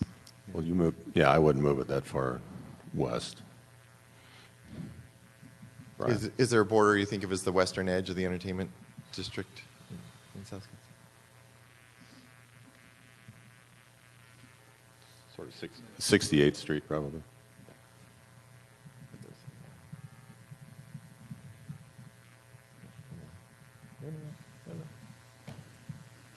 So you got Mill Avenue, runs north.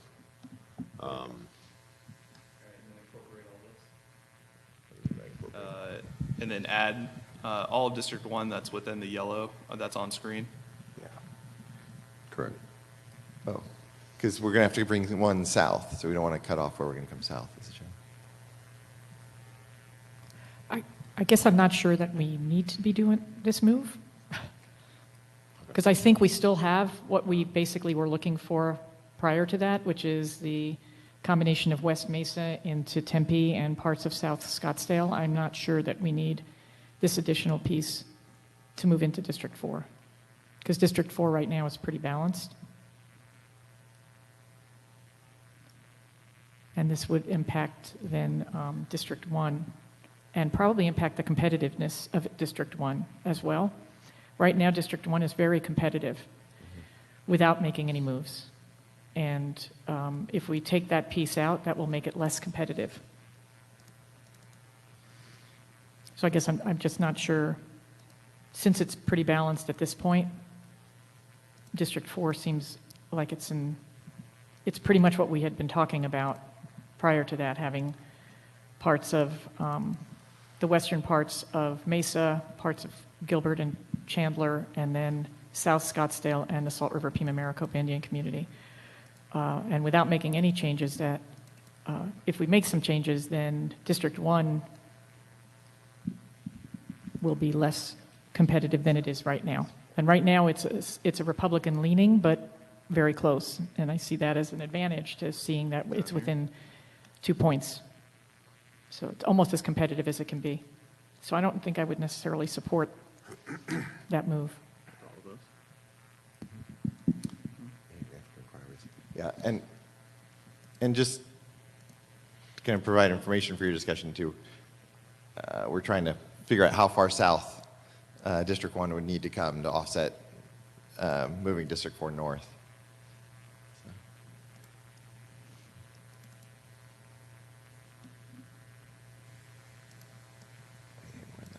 We need 30,000 people in there. Yeah, I know. Yeah, there's no people there. It's a zoo. And a golf course. So I guess I'm just saying I don't know that we need to be, I think District 4 is well laid out based on our previous discussion without having to make any changes. And District 1, with the way it is right now, also seems to include what we had been suggesting, which is keeping Cave Creek, Carefree, New River, those folks together. Also keeping Fountain Hills with Fort McDowell. And because of the competitiveness, I kind of like the way those two are looking as they are without making those changes. Nope, we're going too far east. Straight south.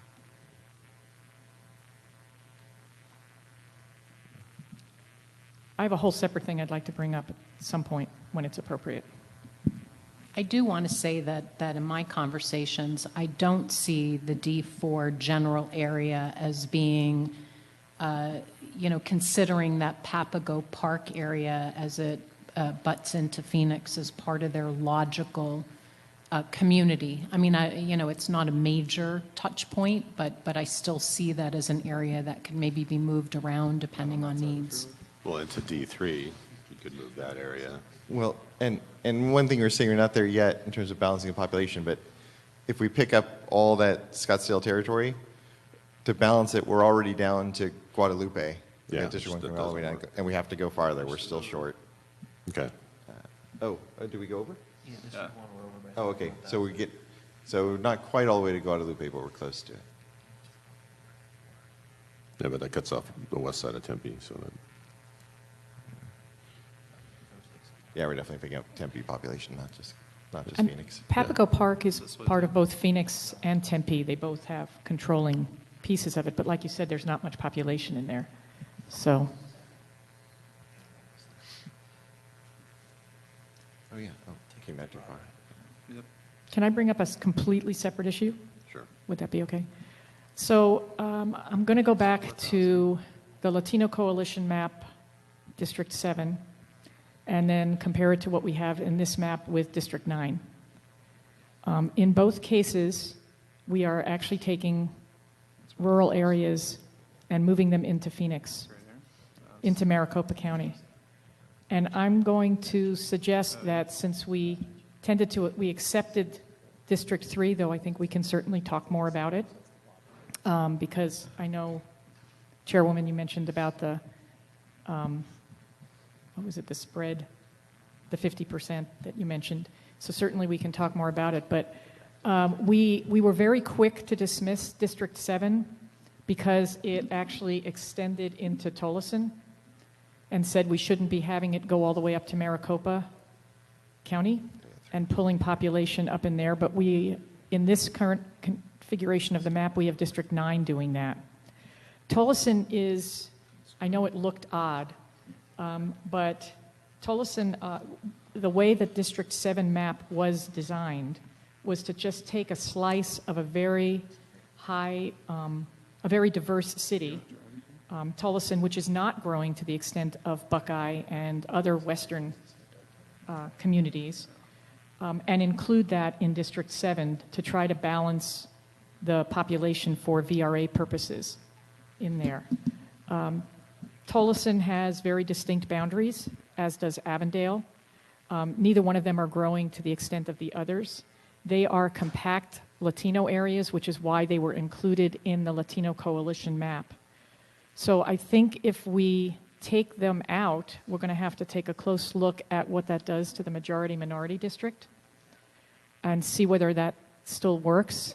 And right now, with the way District 9 is going in and pulling, I think we're in the same boat, right? Where we are also working on pulling in parts of Maricopa County, and in this case, taking areas that are high-growth areas, Buckeye in particular, we've talked about, into the rural District 9 that's there. So I guess what I'd like to do is make a suggestion that we either go back to taking the original District 7 that was placed in the Latino Coalition map, put that back in here, or go back to the Latino Coalition and ask them to give us an alternative, which would also include what we would do with District 3.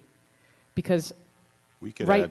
we could add Tolleson to District 3 easily. well, then we're really overpopulating that Well, as part of it. It's running at the borders of District 3 currently, 83rd Avenue and 75th Avenue run along the edges of Tolleson. Tolleson sits basically on I-10 at the intersection of the 202 and is a 6-square-mile little town. The thing is that doesn't solve the District 7 problem of what they did. I mean, I guess I feel like No, what we did. I would agree with you, but it Yeah. is right there closer to District 3. My issue, more than anything, is that I just don't see how anything along the I-10 corridor has any relevance to Tucson or Yuma. It's two totally different communities of interest, 3 actually. You have border complexity and river issues, and the communities up along I-10 are all about growth, zoning, and the ability to add jobs in the Maricopa County area. And I don't disagree that there's differences with that, but I have the same issue with District 9. in terms of that. I don't see them as being connected, and I feel like we can't. And in those cases, they're actually taking. We've talked about Buckeye wanting to be connected to the valley, and District 9 right now, and Buckeye is a very big growing area that's getting more and more connected in terms of some of the economic, the work that's going on there to the valley, whereas the other piece was really just taking a slice of a community that would be very connected to the other communities that it would be part of, because it was really just taking a small part of, it was taking Avondale and Tolleson. It wasn't taking Buckeye, because and it was keeping Buckeye connected to the rest of Maricopa County.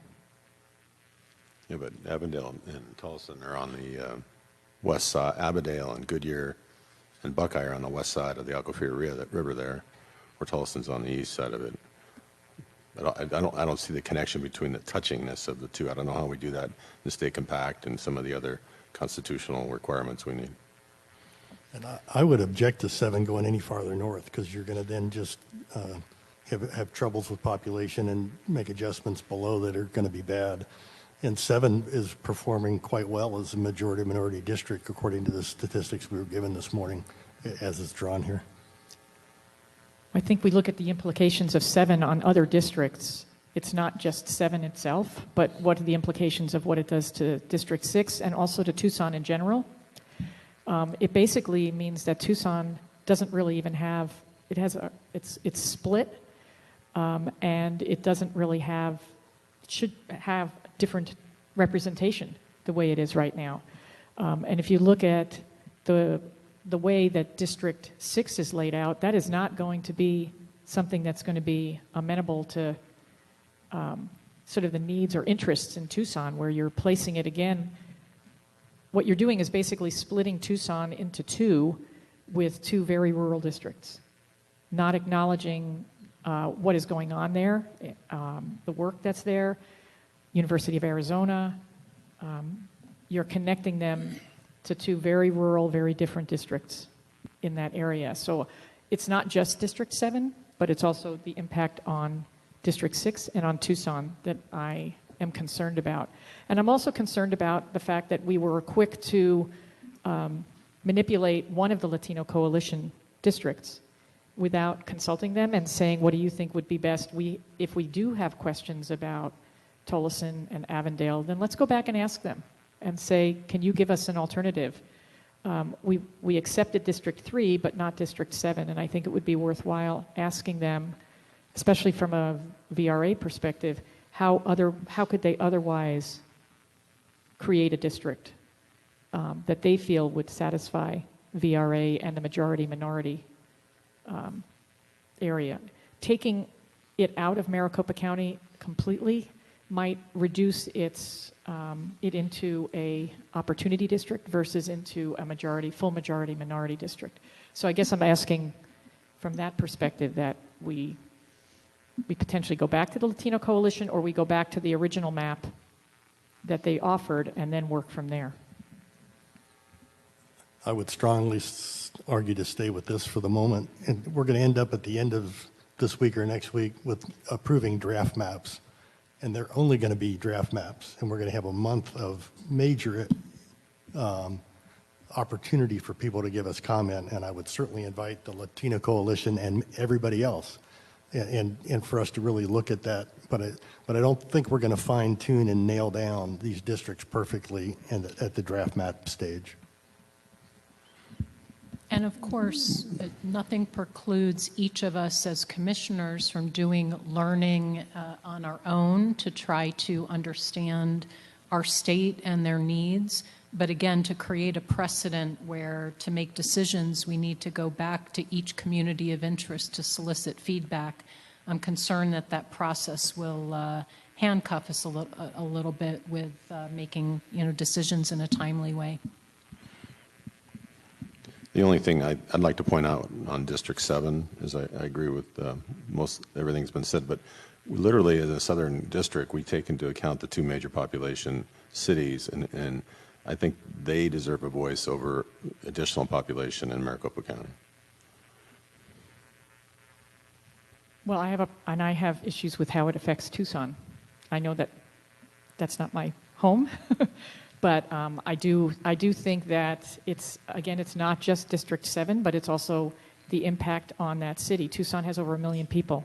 The representation there should be better than what is showing up on this map with District 6.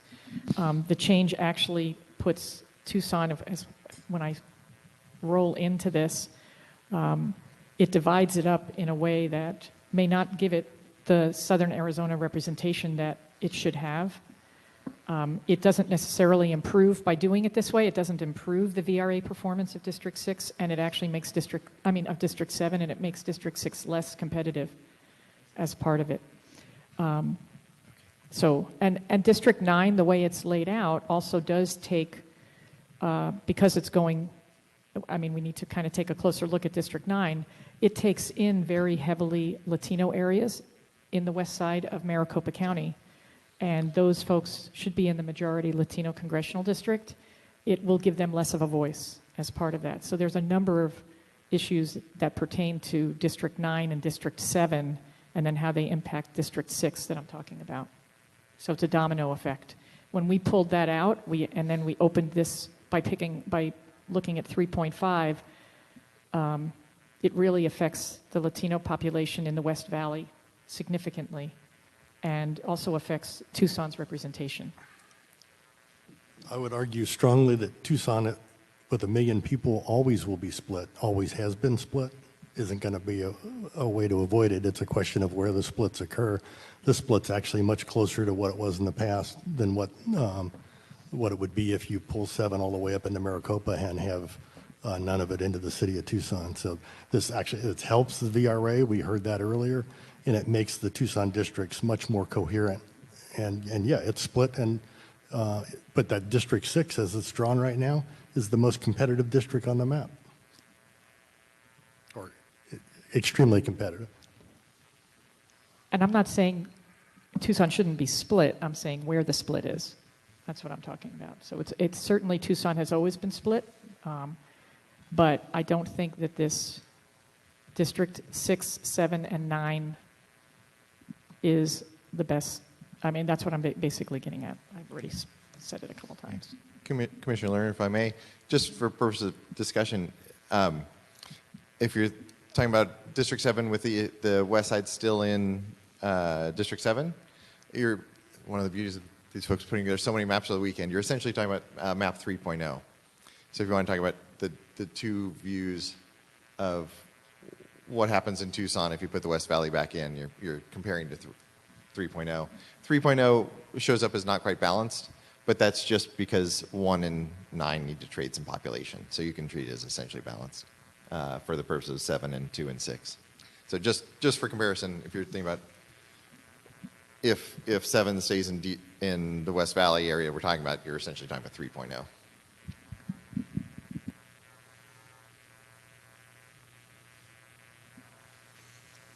Well, part of, I guess I'm just going back to, for the piece of District 7, Avondale and Tolleson are majority Latino areas.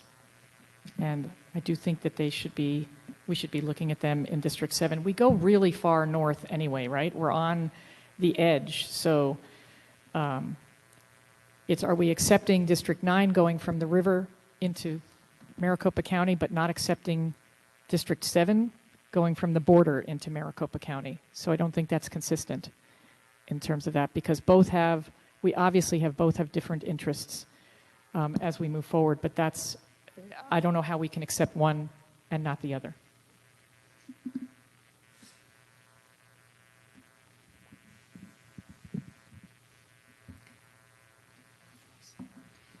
Brian, isn't the Salt River along there in southern Maricopa, isn't that the border of the county line?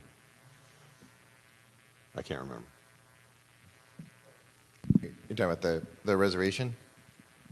Well, the reservation runs up against the Salt River and then looks like a Straley Mountain Regional Park.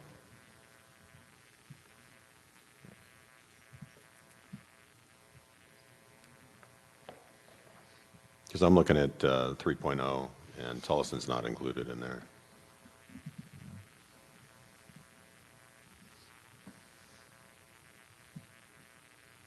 So I was just curious where the county line was. Is the county line the Salt River? Oh, no, the county line is down south of Gila Bend. Is that what you're talking about? Oh, okay. Yeah. For Maricopa. That's where Maricopa has that big foot off of it down there. Also, just as a point in terms of, you mentioned that it improves District 7's performance. It doesn't as far as VRA. It may improve it as part of Democratic votes, but I would actually, it would be interesting, and maybe I would appreciate it at some point. We could get a VRA analysis of the original Latino Coalition map and the map for 3.5 District 7. Would that be possible to get that? I thought that was already presented today. No. Didn't you? No.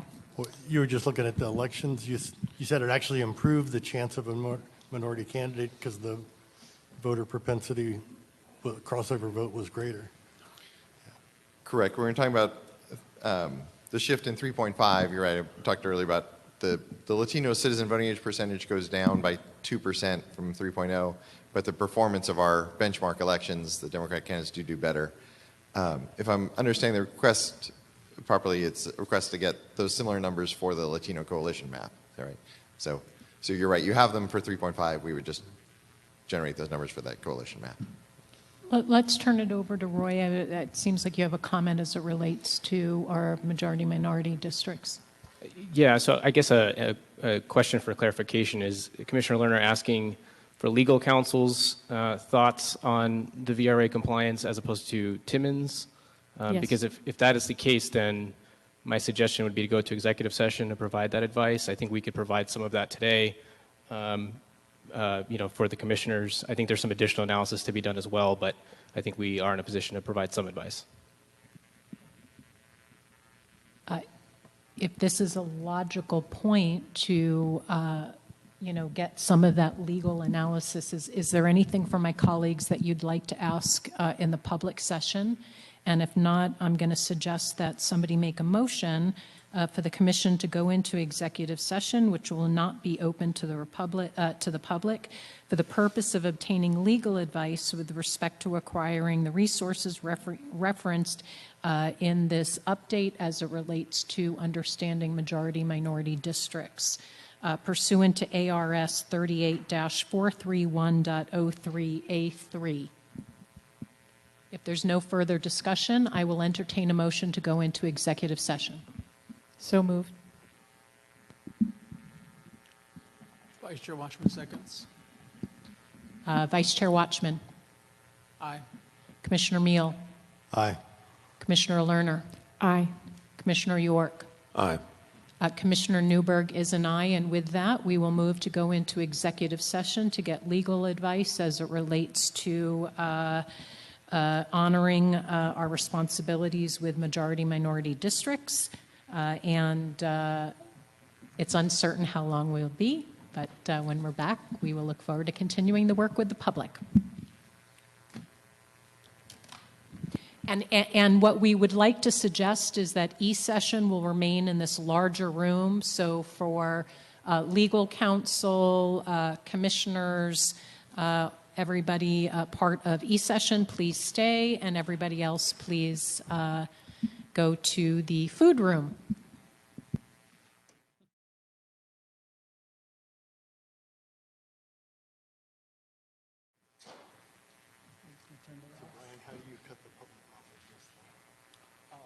We already turned them off.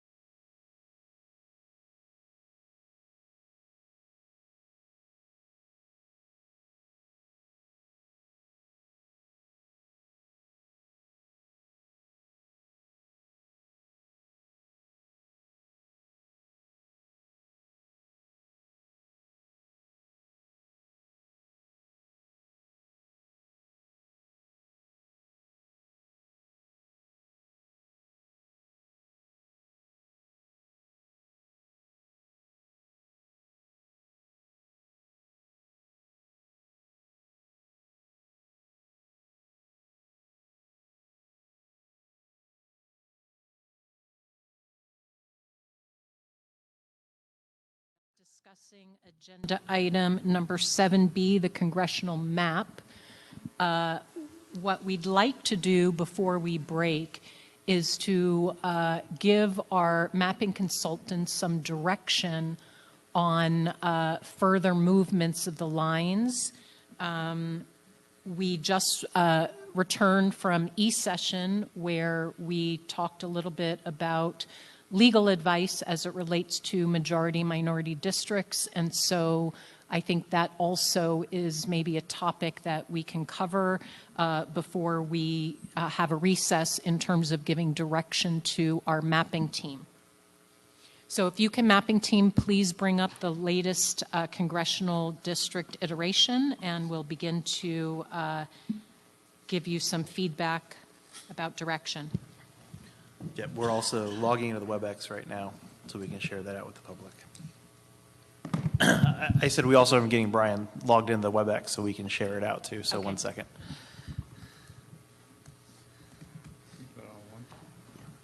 And just in terms of overall schedule, commissioners, I think a nice goal will be to be able to use this time to give our mapping team some direction as it relates to the congressional map.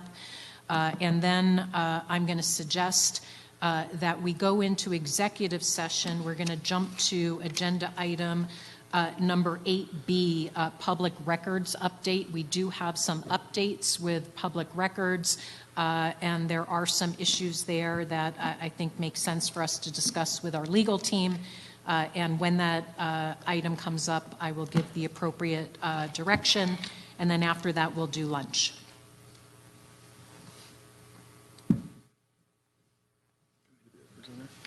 Yep.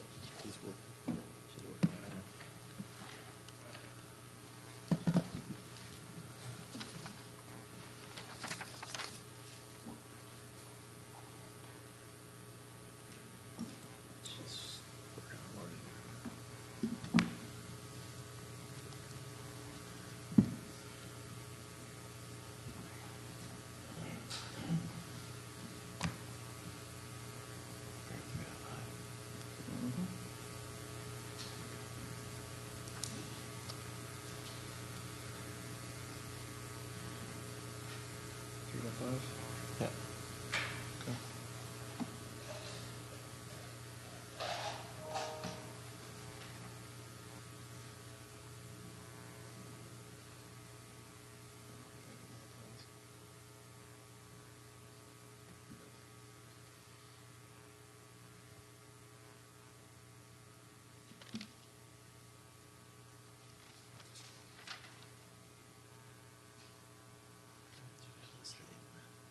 There's a map of the state.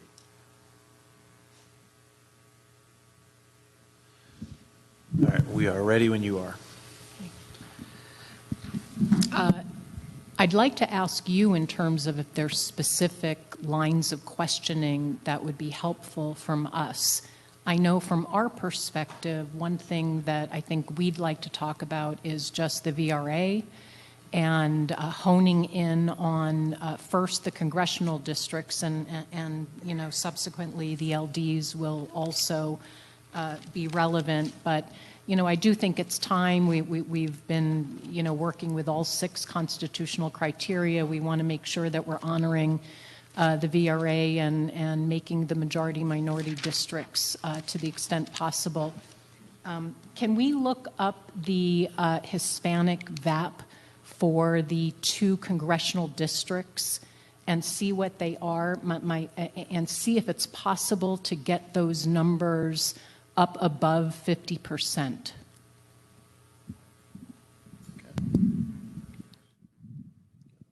So as we're looking at, so District 3, I believe, is already there. Yes, like at 50.1. Okay. I can see this one. So, yes, perfect. Okay. Thank you. So if you look over in that, Oh, you're wrong. yeah, you're right. District 3 is it's 50% there. So it's majority. District 7 is, oh no, not that. We want to see their suggestions. Citizen voting age. Oh, yep, okay. Oh, you want to see the Latino Coalition map numbers? Is that right, Erica? Well, I'd like to see both. I mean, I'd like to see what we have. I mean, I'm more concerned right, about yeah. us ultimately in honoring our requirements. Yeah, so the numbers we were just showing is the map 3.5, and it's 50% Latino in the citizen voting age column for District 3 and 44% for District 7. And you want to see the 2 focus districts that were submitted? And so District 7 is a little low. Well, it's below 50%, but it's well over in the performance category. So, yeah. It may be over in the performance category, but I'm not sure that that will fulfill our obligation. Okay. Can we see a map of that Tucson area to see where Hispanic population is that may be near District 7 but not in it at the moment? If there are Hispanic neighborhoods that are not yet in there?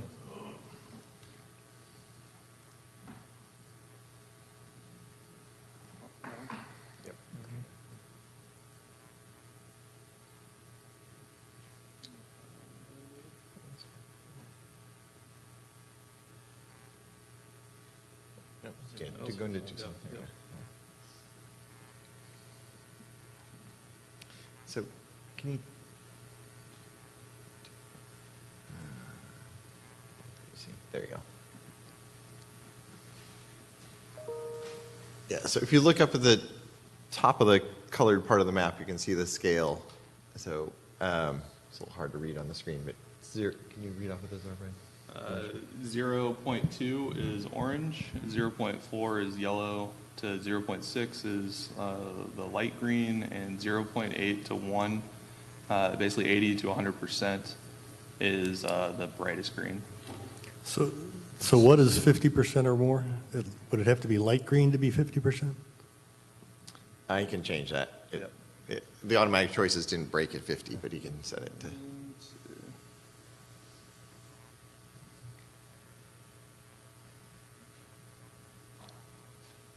So let's see. 0.5.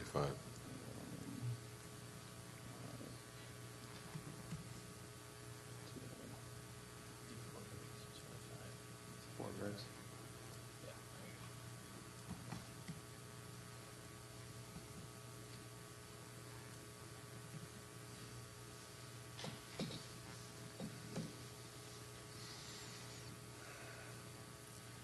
Yeah, so now the yellows and greens are majority.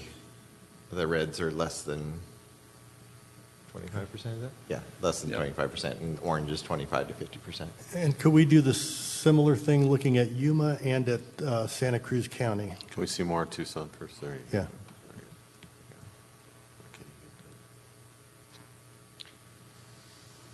So there's some, now the trick to be careful of with percentages is, as you know, the area. So you can see the big yellow census block that's not in District 7, yeah, right there. That, of course, is the air base. So it's overwhelmingly Latino, but there are very few people actually on the airstrip. So when we're looking at this, we do want to look for areas that have high percentages and large numbers of people. Oh, there you go. Thank you. Yep. Perfect. Yeah. So that's Tucson. There's a little bit that could be expanded. That's majority Latino shown in the yellow and green areas, but not a lot. I'd also like you to go up to the Phoenix area and go to Tolleson, where they originally requested. I mean, I am going to continue to talk about this. I know that we may not all be in agreement, but there's 1.3 million Latino population in the Phoenix metropolitan area. And what we're basically saying is we're going to have one Latino district if we don't include a piece of Maricopa County. So I'd like us to go back to that portion and do the same thing that we did down in Tucson and take a look at the area in Tolleson and Avondale, just the area that was part of that district area, that sliver. Yep. Yeah. So Although, Commissioner Lerner, I'd like to correct you that we do have currently 2 Latino performing districts. It's just we're looking to see if we can improve the one. Well, my point is, you're correct. My point is that we are shortchanging the Latino population in Phoenix with that, and I'd like to just look and see what the original coalition had. Thank you. It's on screen. The district line you see there, again, in this map, we have taken the Latino Coalition's proposed District 3 and followed that. So that's the boundary of the district. And in this case, everything west of that is in District 9. Can you zoom out a little bit so we can see the top of District 3 as well? There you go. So the question is, whereas you said in Tucson we couldn't really add a whole lot of population to change that, what would happen here in terms of bringing, because we're talking about potentially bringing that Well, in proportion that up. particular diagram, Avondale doesn't meet the requirement of 50%. Avondale's in the orange color. Tolleson is in the green color. Right. So we could add those areas that are shown as kind of the old. Obviously, we wouldn't be going for the high growth areas. We'd be going for the older neighborhoods that are heavily Latino in the Avondale, Tolleson area, and those could go into District 3. District 3 would then have to give up, some of the other population because it is balanced as we look at it now. But it could give up over on the eastern side where it's more red colored, or in the north end where it's not as dense. But there could be trade-offs. If it went into District 7, that's what we're looking at. I'm just curious about when you went down in Tucson and took a look at what would happen in terms of asking for population, I'm curious about the same question. If we added back that portion that the Latino Coalition requested in there, what would happen to that number? We're now at that 44%. What would happen? Could we be adding enough population of the Latino population in there to increase that proportion is what I was curious about. Yes, so that would take us back more or less to the 3.0 map. It would be about 46%. As Commissioner York noted, was it Avondale or Tolleson isn't in it? Tolleson is the predominant community. Yeah, one of them isn't in the Latino seats in that map. The reason it's not in there in 3.0 is that it was in our 2 point whatever version in District 3. And when we put in the Latino Coalition map, the Latino Coalition map pulled a little farther east, so it obviously could be moved into 3 or 7. We didn't leave it out on purpose for any reason other than the difference between the two maps.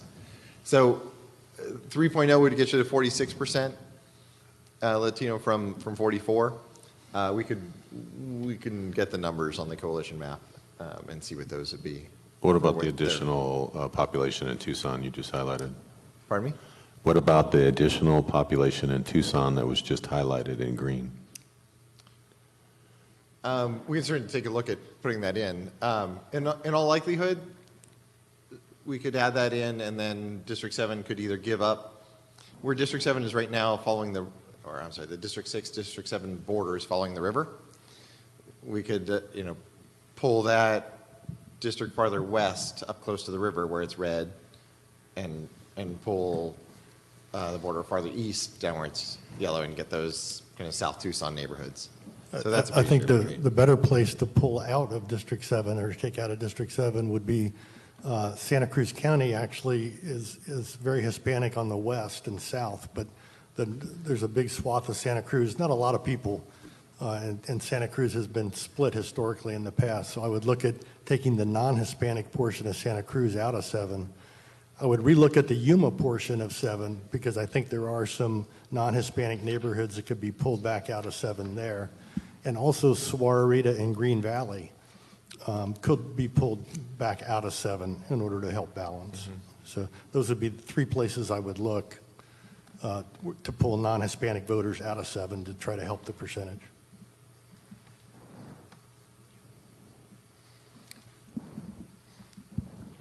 Yeah, I think the sentiment of the commission is to get up to 50% without encroaching further in the Maricopa population if possible. I actually do think we need to go up into Maricopa. I do want to get to close to 50, but I am not there saying that. My feeling is that we do need to get into part of Maricopa. And again, I look at it as a population issue there too, that we're sort of, in my mind, we're arbitrarily saying that we don't want it to go into Maricopa County, but it does impact the Latino voting strength in Maricopa County. So I do want to get to as close to 50 as we can, realizing we may not get there, but I am still... And can we go back and look at Tolleson? We have yet to look at Yuma. Maybe we take a look at Yuma.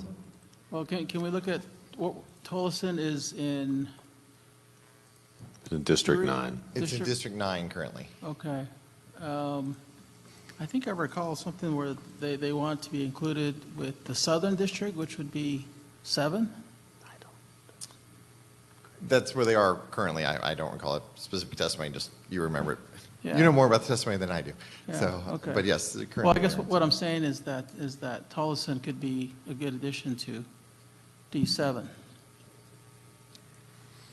I think in the Latino Coalition letter, the mayor of Tolleson was a part of that, saying that they would like to be part of that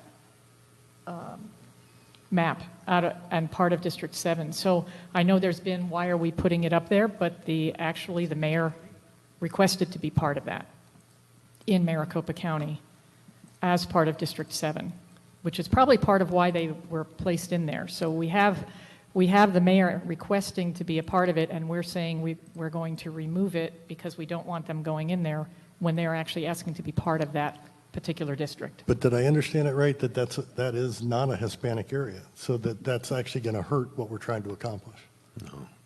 No, I don't. It's primarily warehouse district, but the issue also becomes then compactness, and how do we make the district look proportional?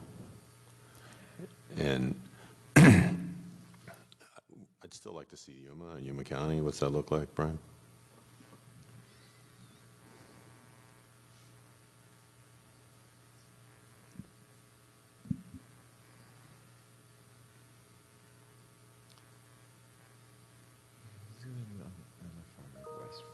Okay.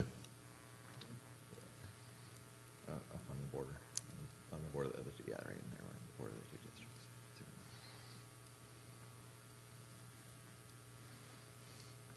Yeah, so there's a little bit of kind of heavily Latino neighborhoods in District 9 that could come into District 7. Not that right now, pretty much the whole densely populated part of the kind of old city of Yuma is already in 7, but there's a little bit that could be added in. Yeah. But if there are any parts of that densely populated that are non-Hispanic, it would help if they were removed, if that doesn't goof up, I don't know how you do that. contiguity and all that, so. Yeah, So- yeah, you can kind of see that here with the red areas over on the right-hand side of the screen. That's kind of the newer Yeah. construction parts of Yuma. Those could be swapped out. Yeah, if you can take those out, then that's going to help. I will say I think we have to resolve this one issue because I think we're not going to find that percentage that we need, or that we're looking for, I should say. It's great to do a little bit here and a little bit there, but we're basically talking about, I think, Maricopa County and representation of the Latinos in Maricopa County, that piece that's in there. So the fact that they requested to be part of it, to me, is an important factor. It's not just an arbitrary, let's throw them up there, but they said we want to be a part of that district, District 7, that they feel aligned as a community of interest, and they feel connected as a community of interest with that district, with the people in that district, which is why they requested to be in there. So it's not arbitrary, it is because of their alignment in terms of their community.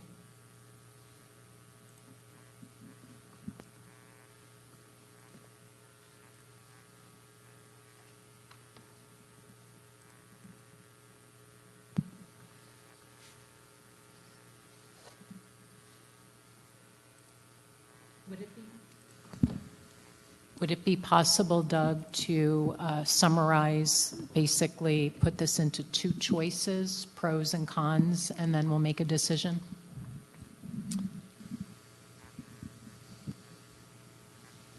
So I guess the question would be one of 2 options. One would be to take 3.5 and work in Yuma and in Santa Cruz and in Tucson, and we can look in Pinal as well and see if there are changes that can be made to, as I'm understanding the request, to bring that District 7 up to over 50% Latino while following neighborhoods and things like that. Yeah.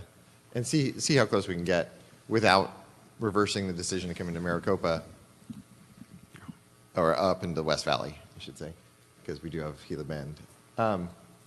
The other sounds like would be the other side of the request, or separate request, I guess, would be to more go back to the D7 and 3.0 and put Tolleson into it and make adjustments and see if that gets to 50%. And I don't know if we're hearing both of those requests or where we stand on that. Sounds correct. I'd be comfortable with us looking at both of those requests. Just as a point, I'm looking at my notes. Tolleson is about almost 78% Hispanic voting age, and Avondale almost 52%. So it would be interesting for us to look at that as part of it. We're kind of looking at a population that could fit nicely in there. So I'm fine with looking at a couple of different options, but again, going back up into Maricopa County. And part of it is, again, completing those rural districts in many ways. We're looking at District 9 heading in there as well.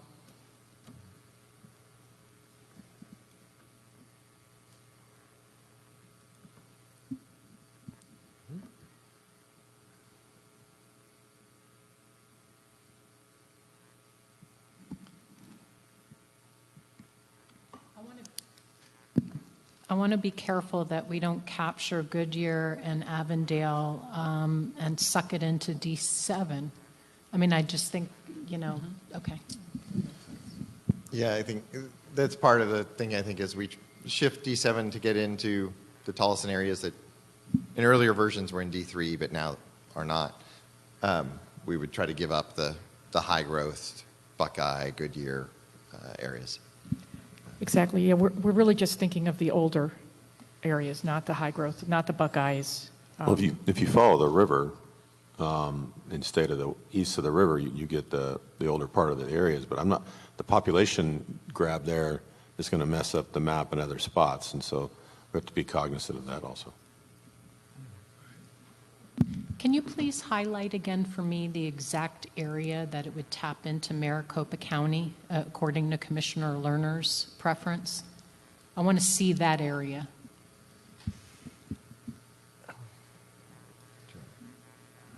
Roughly just the map 3.0. Well, no, 3.0 is way more into Maricopa County than I think we're talking about.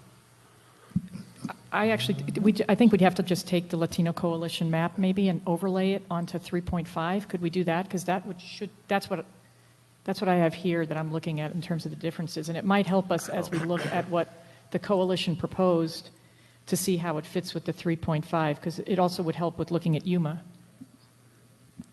Can you overlay the Latino?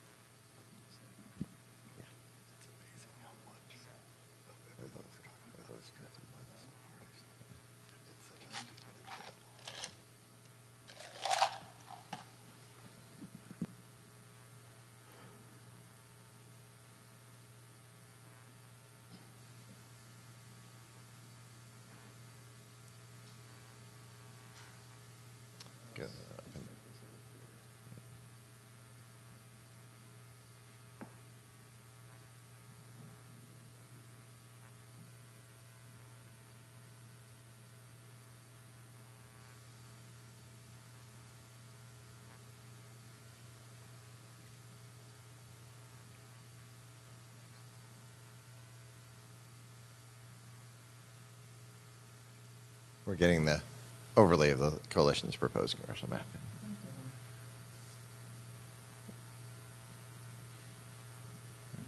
There you go.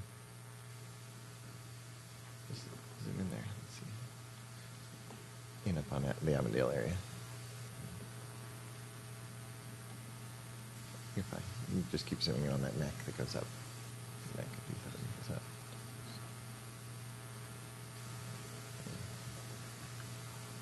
Yes.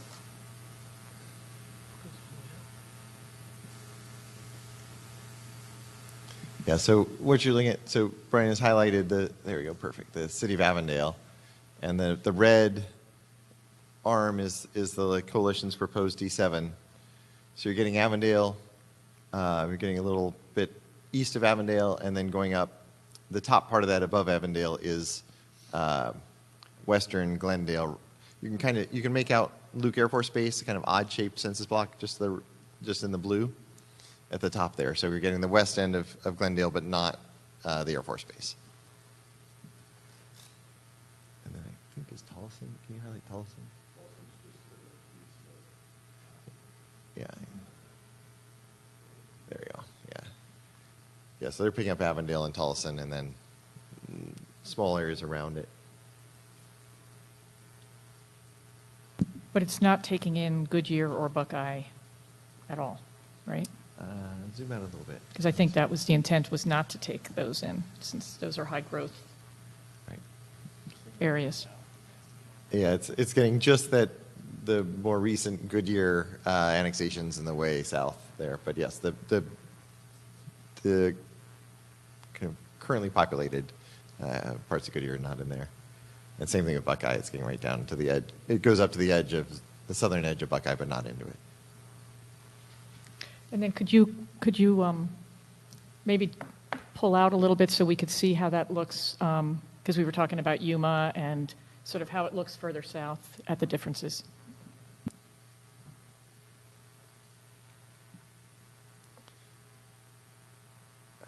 So why don't you turn off our map? There you go. And zooming down on Yuma. It's pretty similar down in Yuma.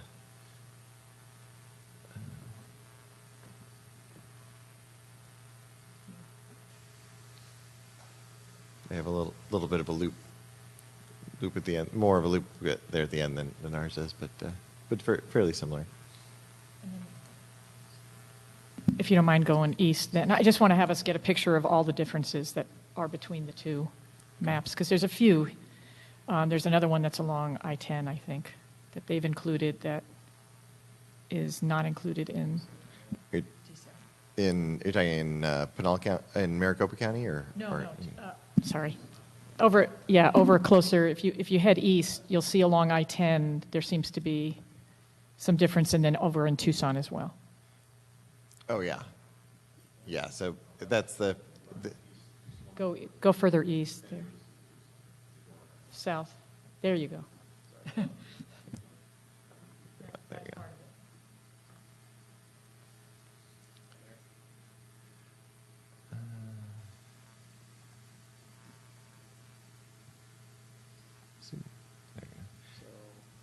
So they also take all of Santa Cruz County, just like 3 to 5 does.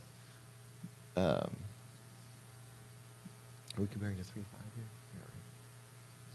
here? Yeah. So they take all of Santa Cruz County, but in Tucson you can see a slightly different border. 3-5 is following the river. They don't get quite all the way to the river along the edge there. And then they kind of, actually, like we were just talking about down by Davis-Monthan Air Force Base, you can see the orange there. That's their map picking up those areas that we were just looking at.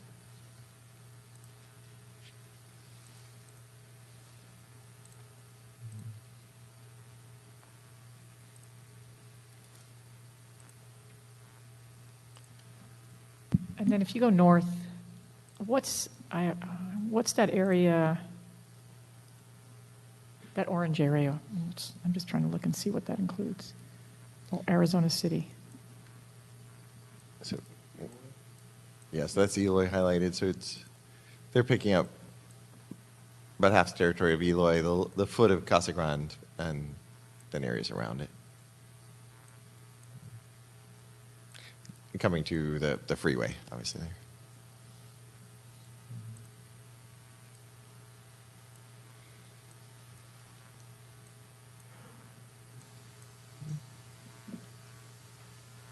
So I think the question is, how do we fill out this majority-minority district in a way that honors our constitutional criteria? Oh, wait, did I say that backwards? Where did Casa Grande? And I'm open to arguments, thoughts from my colleagues about which of these proposals resonate with you most. And and why? And Chair Newberg, let me just clarify, sorry, I flipped it there. So can you just put 3.5 on? Just 3.5? Oh, no, okay, I'm right. Okay, so, sorry, I thought, I wasn't sure which of the two maps is going to Casa Grande, but it is the Latino Coalition map. Turn ours off so we can just see there. Yeah, okay, it is, sorry, it is the coalition map that's going in over to the freeway there in Casa Grande. So were we going to ask for the folks to come back with the two options, one which was the part that we were looking at before, and then adding back the coalition map into this, and then we could compare? That's fine with me if there's consensus for that.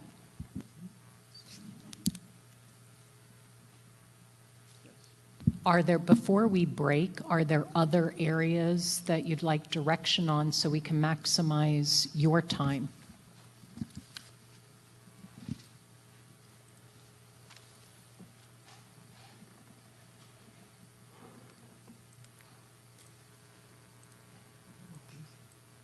Oh, I guess there was a discussion earlier about the South Scottsdale kind of rotating districts 4 and 1.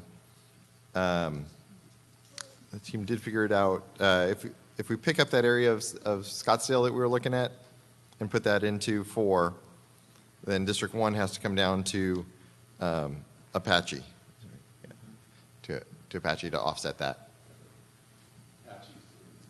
Sorry, Apache's in Tempe downtown. It's almost Main Street, so I think that doesn't solve our problem, or is not a solution that is a benefit. Okay. Yeah, I don't know that we need to make major changes in District 4 the way it is, because it seems to meet a lot of the things that we've been talking about prior to that. Yeah, and the challenge in shifting that part of 4 is the other, if we don't bring 1 down to Apache, the only other options would be to bring 3 into 4 or 1 into the reservation. And both of those are decisions that the commission is, or instructions the commission has given us earlier not to do that. So if you're comfortable just leaving it the way it is, we can do that. Or be open to future ideas. Could you do me a favor, and if we take a look at District 2 and District 6, that area to the south. Yeah, no, further up. Sorry. If you, it's over by Casa Grande and, well, I guess I want to check and see on this map. I haven't had a chance to take a close look because I'll be honest, I hadn't been focusing on it. I want to make sure and see where the Ak-Chin and Gila River Indian communities are located and be sure that they're entirely in one district. They're in District 7. Are they in 7? Yeah. Okay, are they completely in 7? That's what I just wanted to double check because I couldn't quite tell from the map. Yeah. Okay. Yes, that was the correction we made in 3.0, is there was a little piece of Gila River that was missed in an earlier change. So the 3.0 map that this is based off of united them both entirely in 7, and this maintains that. So they are entirely in 7. Thank you.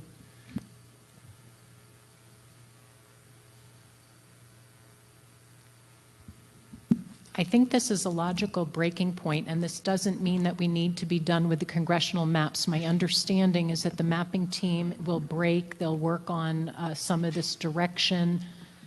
We have a little business, then we'll break, we'll reconvene in a couple of hours, we'll do the legislative work, and if time, we can even see your most updated congressional map so that we are leaving today with a new frame in mind to build tomorrow. So if there's nothing else for our mapping team, I will excuse you all. Thank you very much. What time is it now? Should we say, what's a good time for reconvening for you? Is 2:15 good or 2? How much time do you need? 2 o'clock? Okay, we'll see you at 2 o'clock. But are we going to go into the legislative maps? Or? Yes, later, but right now we're going to dismiss the mapping folks, yes? Yes, exactly. When we come back at 2, we'll move to the congressional map. I'm sorry, to the legislative map while the team probably continues to work on making the changes you just requested. Thank you. And I'm going to ask my colleagues and the rest of the staff, if you don't mind, we're going to do one other item of business before we also break. We're going to jump to agenda item 8B, which is Executive Director's Report and discussion thereof. We're going to discuss public records update. After our mapping team leaves, I'm going to suggest we go into executive session just to get an update. It's been a while for us to be able to get a sense of where we are in honoring the requests and our legal obligations moving forward.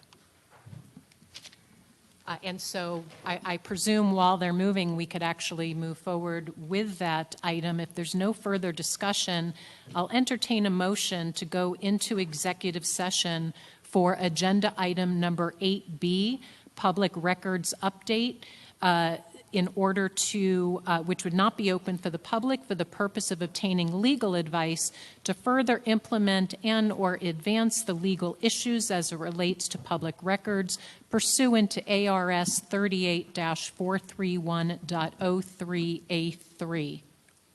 And with that, I will take a vote to go into executive session. Vice Chair Watchman. Aye. Commissioner Meal. Aye.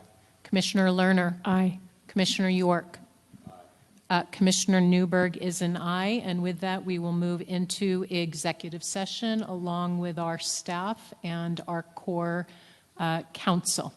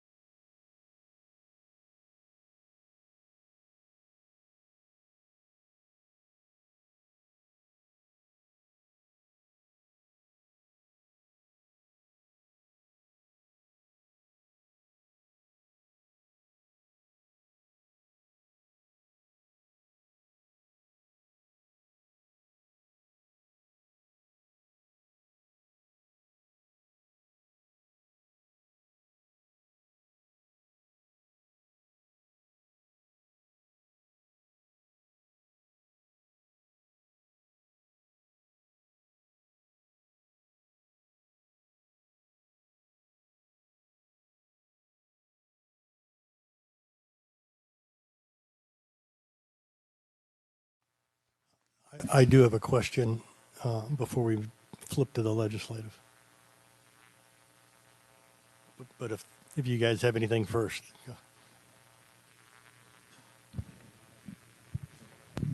No, we don't have anything first.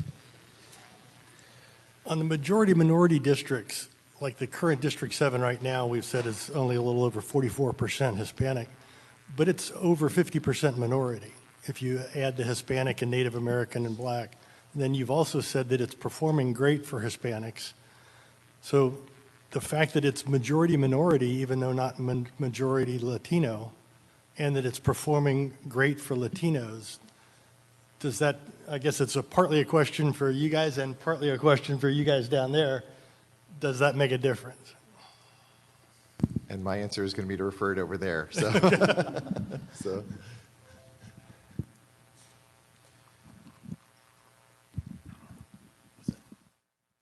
So we talked a little bit about this just real briefly, and what I think is the conclusion is that we're going to have to, although you can take the data points right now or ask mapping to take the data points, we need to do a little bit more analysis to bring that back in the context, because one of the cases that we had previously mentioned was a below 50% one.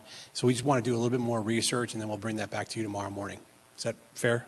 Okay. Thank you.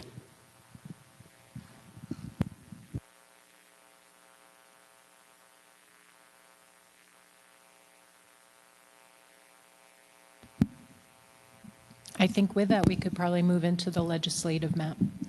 Okay. Excellent. So there are fewer maps to show in this front, just because we end up with fewer branches. Mark is getting them up on the screen here. There we go. 3-0.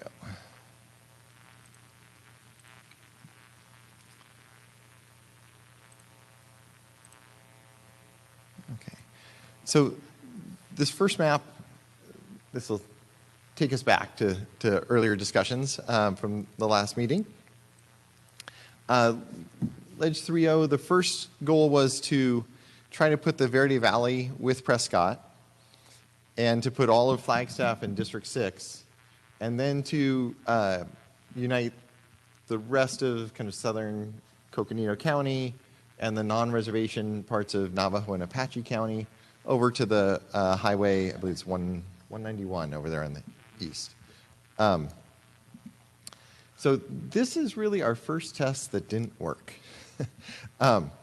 So the first thought was, okay, can we get all those communities in District 7 together with all of Yavapai County? And that ended up being too many people. You can see in this map, this is, I believe 7 is balanced at this point. I'm trying to remember. So we did, yeah, so it's very close to balance. The catch is that as we brought, okay, so we should go back to the map, there we go, is that we couldn't get all the way to Prescott. You know, no surprise, Yavapai County is essentially the population of a legislative district. So when we tried to put all of the Coconino and Payson and Navajo and Apache communities in, we ended up too big. So you can see kind of where, as we tried to bring 7 west, this is where we hit the population number and we're done. Obviously, this isn't what was requested because we're not putting Yavapai County together. The other approach was, okay, well, let's put Verde Valley with Prescott in one seat and then put the Coconino, Payson, Navajo, and Apache areas together in 7 and then go somewhere else for the District 7 population. So we'll come back to that. We have another map showing what happens when we do that. But this is where we're going. We do get, this does have all the Flagstaff in 6. I believe 6 is balanced. Let's confirm that. Yeah. Yeah, so District 6 worked. If you zoom out so we can see District 6. So this is the District 6 that was talked about in the request, where you get the tribal reservations all together, come around on the east side of the highway. There are a couple of towns that are on the highway, so we united those towns in 7. So it doesn't perfectly follow the highway, but it's very close. And then it comes down to the reservation, to the Apache reservations, and keeps them in 6. So 6, we were able to draw what was the request, but 7, we couldn't get there in this version. So, but like I said, we'll come back to kind of, we threw an audible to show you what would happen if we went another way in map 3.2, but we did want to show you as far as we got within the instruction here on 3.0. Yeah. Like we did with the congressional districts, could we put those data points down below too? So that we can follow it? Yep. If it's okay, we won't do it for this one because this one didn't really work out, but let's do it for 3.1 and 3.2, if that's okay. Because this map, Is LD 330? yeah. Yeah, this one didn't work, so, but yes. Well, just to be consistent. So. Yes, definitely. And the nice thing is now going forward, as we make the maps, we'll make them in the workroom. So when we bring them up in your meetings, they'll just show. We won't have to take the time. But yeah, so why don't we jump to 3.1 and then we'll put them on in 3.1. So 3.1 was the alternate approach of trying to put the Navajo and Apache County communities together to use Highway 191 as the connection rather than all of Navajo County. But then to still keep Verde Valley separate from Prescott and to do the population balancing that would be needed in Flagstaff. So we'll bring this up. And there you go. Put it. So this one we were able to draw and succeed. I have a question on what Mark's doing there, sorry. Sure.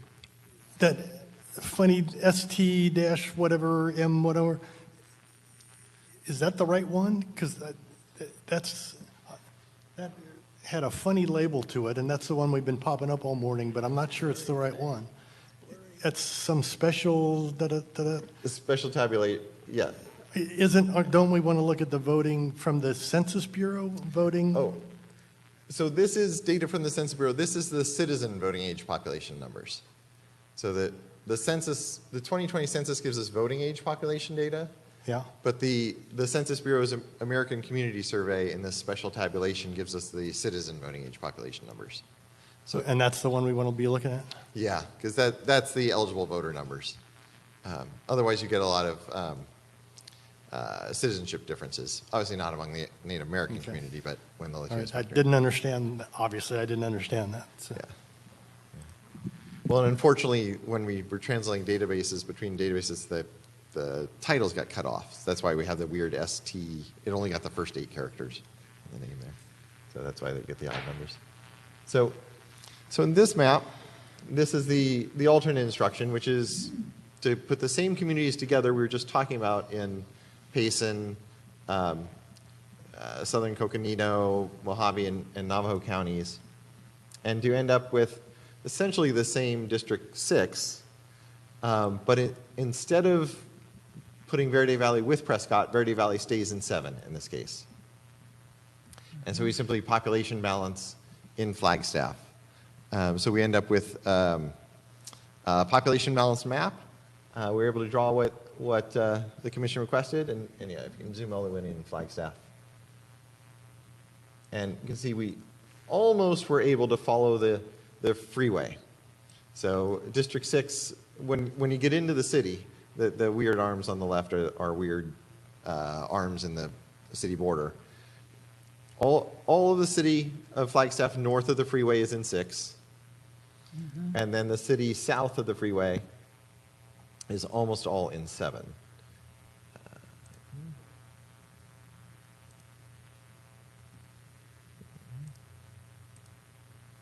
There we go. And so there is the one bump where it comes across the freeway just for population balancing, where we pick up the one neighborhood into 6. But close to following the freeway through the city. And that was in order to population balance for the areas that were added into 7 down below. In this map as well, we have some changes down in Phoenix. So can we go down to Phoenix? So this is, if you go into District 12 in the south part of Maricopa there. So this map puts the Kyrene School District together. So this is the map that has a piece of the Gila River Reservation that I think was about just under 150 people. So a very small population piece, although it's a large territory area. But it's the part of the reservation that's served by Kyrene. And then it's the Ahwatukee and Chandler pieces that also go into Kyrene. So we do get Kyrene together. You can see the shape that results from that. Make sure we get our list straight. Yeah, so that's the main change. And then there's a little bit of population balancing that goes on as a result of that. But that's the other one that we worked into the same map. And obviously those two, what we're talking about up north and what we're talking about with Kyrene are independent. You can accept or reject the two pieces separately. So that's map 3.1. Yeah. Can I ask a question regarding that 3.1? Just curious why District 1 drops down into the airport there in Maricopa County, So, as opposed to keeping that in District 11. oh, Sorry, Yes. my question was, why does the District 1 drop down into the airport there, as opposed to keeping it in District 11 like it was? yeah, so this work, what we were doing wasn't so much worrying about or focusing much on the borders between 11 and 1 and 26. What we were doing here was making the eastern border of those heavily Latino districts follow the Tempe-Phoenix line, and then the pieces inside of that just kind of fell where they may. So, so there wasn't a conscious design decision to say take 1 down and bring 11 up. It was just 11 was already up, and we needed population into 1. 1 used to go farther east, and so we were just pulling it back in. So that could obviously be balanced. One thing we were looking at, though, is that the northeast corner of District 11, you can see the freeway loop there. So we didn't want to cut and divide the freeway loop. And wanted to keep that together in one district. Just traditionally, it's been in one district, but that's certainly something that we didn't have direction on yet, so we didn't want to make our own call there. But the commission can obviously give us direction as you see fit based on what you've heard in your judgment. But it wasn't a conscious design choice or an instruction to put the airport one place or another. Doug, can you help me understand the lines of where the full city of Chandler lies within this? Is it currently in D12 and D13 in its entirety, or is it also going into D14? Yep. Am I looking at the right map, 3.1? Yes. Yeah. Yeah. So actually, as we drew the Kyrene Sea, well, we actually looked at the city border. So you can see it's entirely in 12 and 13.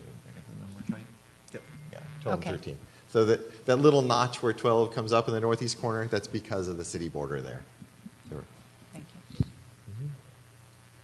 So this really is, actually, this is a great thing, Mark. This shows you, it's Chandler, it's Ahwatukee, it's the Kyrene portion of the reservation, and then South Tempe.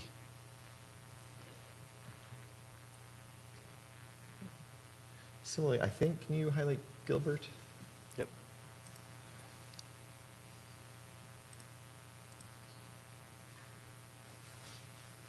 Yeah, so then you can see the lines.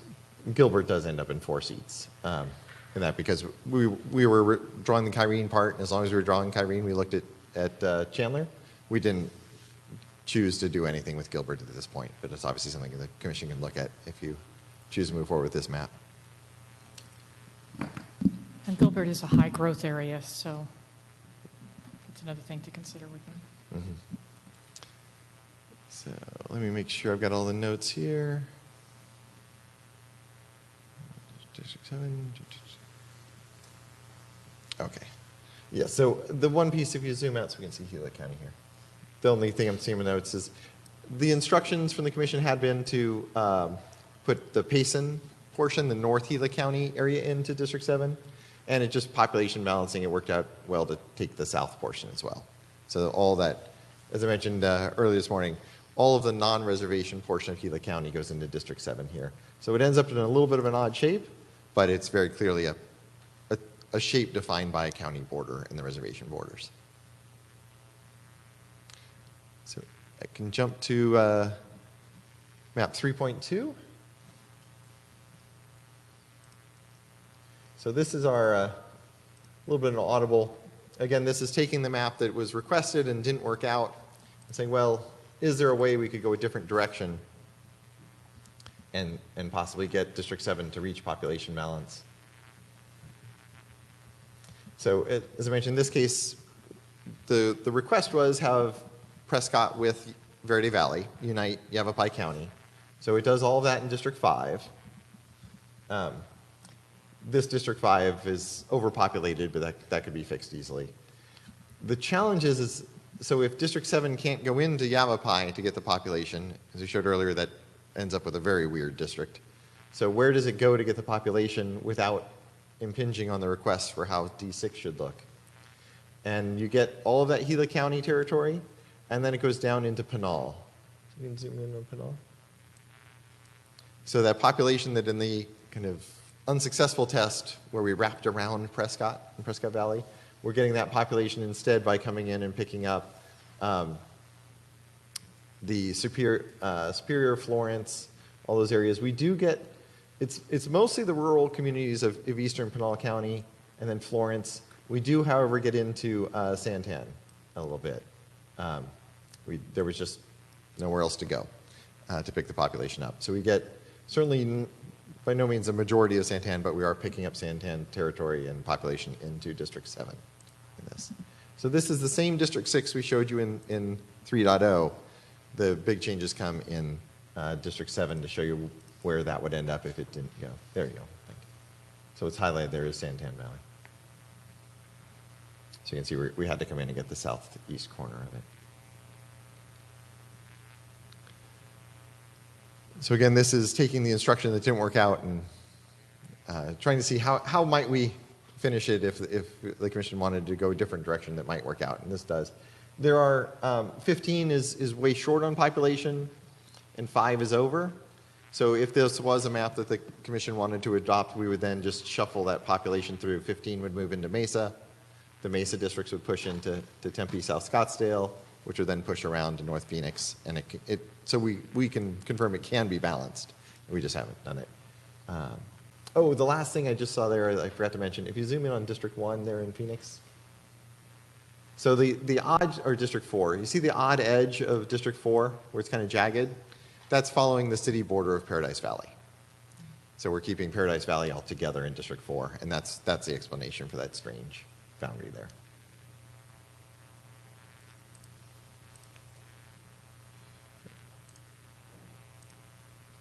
There you go. So that was what we had to report, and happy to answer any questions. Again, these maps are, as Brian showed this morning, on that fantastic hub site with all the data sheets and everything, so we can pull all that up. So. I just had a follow-up question from our previous discussion. I don't know where this ended up, but we had talked about the Sedona and Verde Valley potentially connecting with Flagstaff and at the very least Sedona. Did you play around with that to see how that could work? Because we do have, I went back over the weekend to look at notes and documentation, and we have documentation from elected officials requesting those connections. I know it might be harder with Verde Valley, but I didn't know if there'd be a way to do that with Sedona. So I just wanted to know if you took a look at that because we had discussed it. So yes, anytime when we talk about putting the Verde Valley with Flagstaff, we're also getting Sedona because it's in the middle there. Right. When the maps that unite, like this one that puts all of Yavapai County together, Sedona's a cross-county city, so we're dividing it along the county line in these test maps. Well, I was just wondering if Sedona, even if we separated it from Verde Valley, since it is separate location, and we had 2 or 3 city council and I think a mayor from Sedona speak to it. I don't know I didn't know if you'd looked at seeing if that could swing down with Flagstaff. If it was, I think Flagstaff is what, District 6? So Correct. I'm just asking if you kind of looked at how that configuration would work, since that had been a pretty strong request from that community, and if you looked at, I guess that's my question. So it wouldn't work in this version because Flagstaff is in 6, and so there's some population south of Flagstaff, so we'd be moving quite a bit of people into 6. They would then have to come out, and 6 is pretty much just reservations and Flagstaff at this point. So to get Sedona in with Flagstaff, we'd have to take Flagstaff people out of Flagstaff in this test. If we were looking at 3.1, I don't know if that would Right. make a difference. So 3.1, it's correct. So in that case, Sedona is with the southern half of Flagstaff. So yes, the 3.1 does achieve that. So that portion of Flagstaff that's on the south side of the freeway is in 7, and then Sedona is in 7. So 3.1, you're correct. They would be together.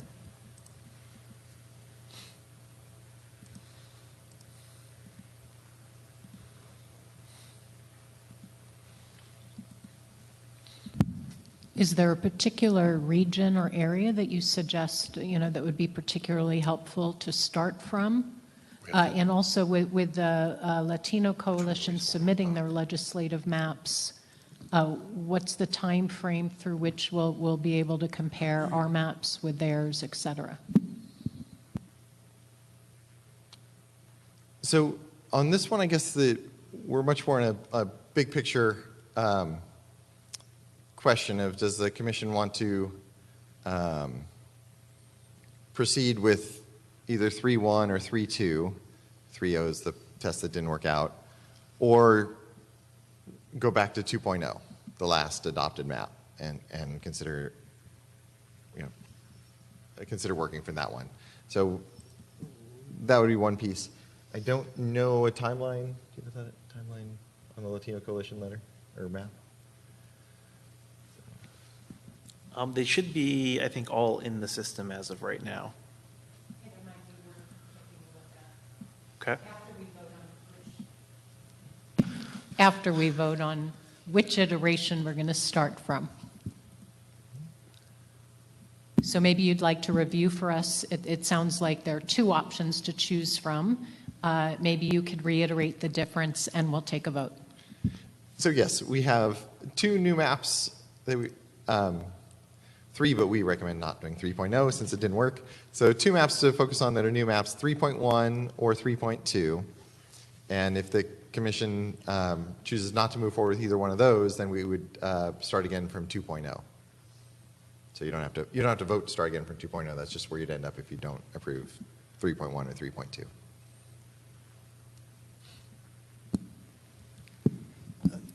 I think at least from my view on these legislative maps, we have more work to do than we did on the congressional even. And no matter which one we start from, I think we have there's going to be a lot of adjustments coming. So, but I would make a motion that we start with 3.2. I think it's the better starting point of the 2 maps. Sorry, I'm smiling because I was going to just suggest 3.1. So, and I was looking at it from I think that's a little bit better from a tribal perspective, trying to see if that could work a little better for District 6.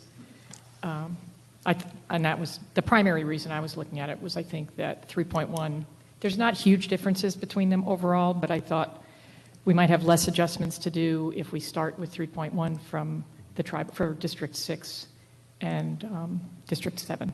And District 7 seemed a little more compact in that case too, so that was my reasoning for looking at 3.1. It's actually, as Mark was showing on the screen, I forgot to mention one change.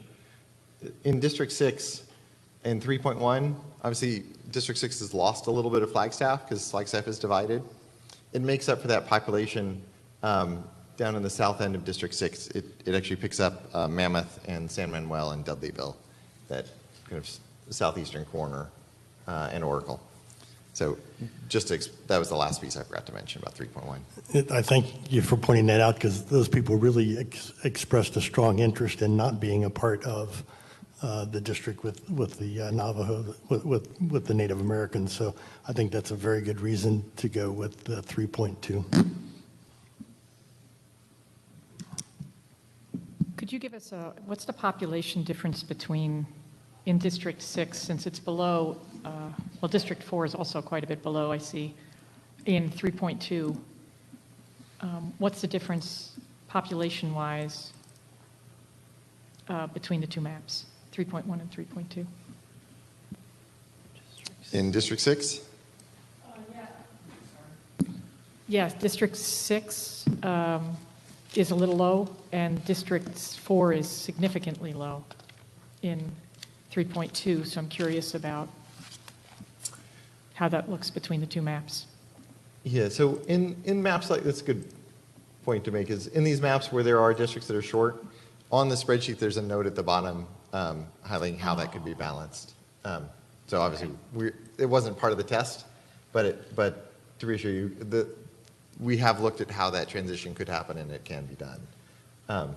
But yes, so 4, I would say don't worry about because we would need to balance it, but for 7, which is obviously a focus of this test, and 6, you end up, in this map, we're at a little short, but very close to balance in both of them.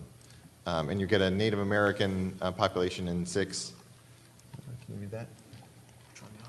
Citizen voting age one. 174,234. Is low in 6 with 3.1? No, what's the percentage? Oh, The the Native American percentage of 6. Oh, 58%. I'm sorry. And then what's the, in 3.2?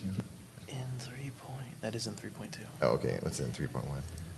3.1 for 6 is 58%. Okay, I was actually asking a different question. I'm sorry, I wasn't clear.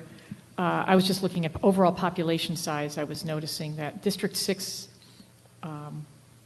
is short by about 4,000, but it is a good question actually in general. So Mark, if it's 57% at 3.2 and 58% you said at 3.1, right, for Native American?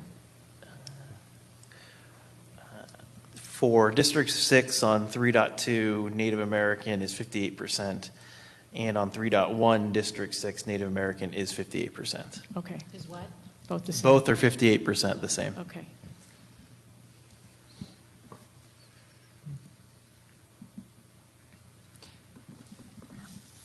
Do either of my other two colleagues have a preference as it relates to 3.1 or 3.2?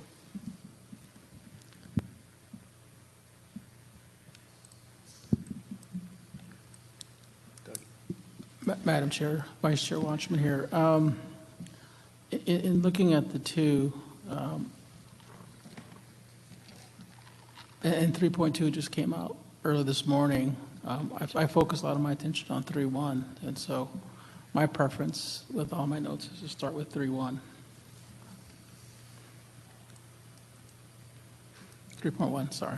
And that's merely because you just took notes on 3.1. It's not because you prefer the actual map. I just want to be clear about the reason.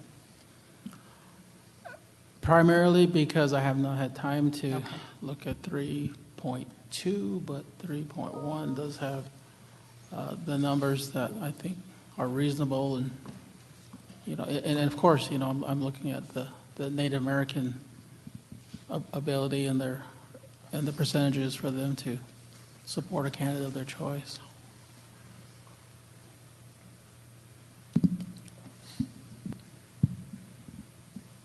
I like two things on 3.2, actually. The fact that Flagstaff was completely all in District 6, and I also like the way that 3.2 treated Maricopa County. Could I make just another point on 3.2 that was of concern to me, and certainly can look more closely at it, but the population numbers, the target deviation, I know you said that there's ways to adjust it, but with 3.2, we're starting with a lot more deviations than we are in 3.1. At least that's what it looked like to me when I was looking at it. There's a lot more areas that will need to be fixed and adjusted. Whereas with 3.1, I mean, we're not talking about major differences in the two maps, but one seems to have fewer problems in terms of population. And that's part of what I also liked about 3.1. We don't have to be manipulating as much in terms of the overall population as part of it. And so that was another reason that I also liked 3.1 for that perspective. I also like the way it works out just in the same way as Commissioner York. I actually like the way it distributes the population in Maricopa County as well.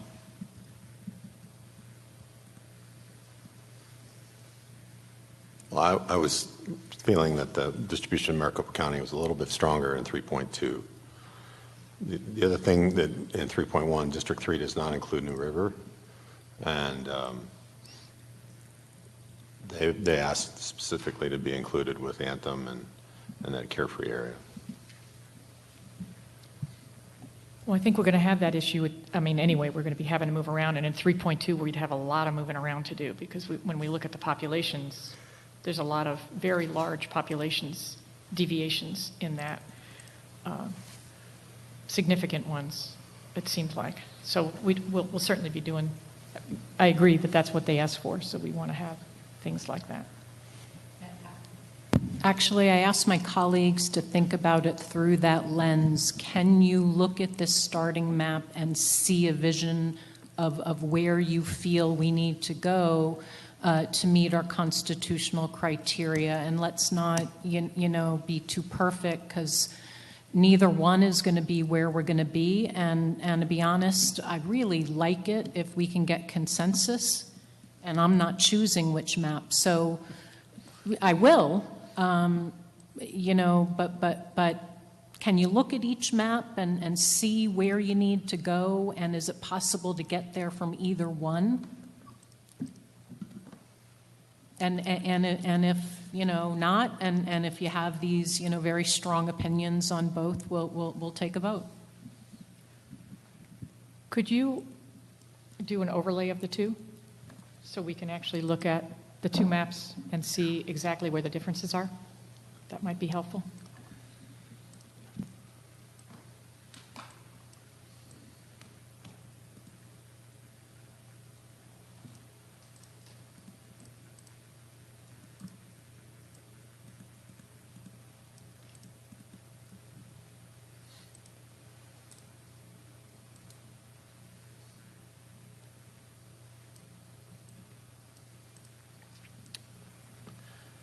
Give me one sec.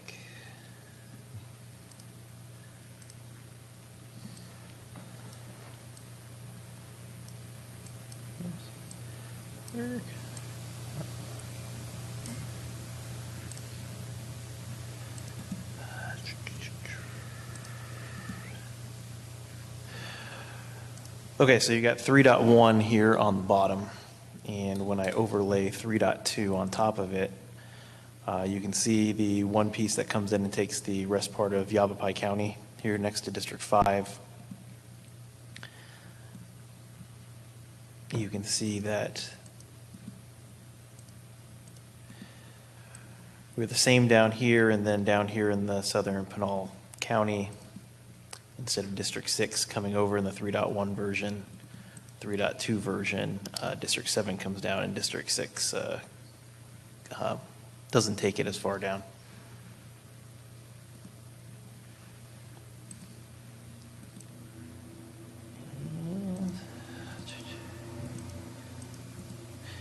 And in Flagstaff here, you have 3.1 that's here, and when 3.2 comes and overlays, you can see the portion here that it comes down past the I-40 to the south and into the southern half of Flagstaff. So that's 3.1, and 3.2 you can see comes down farther as a stair step.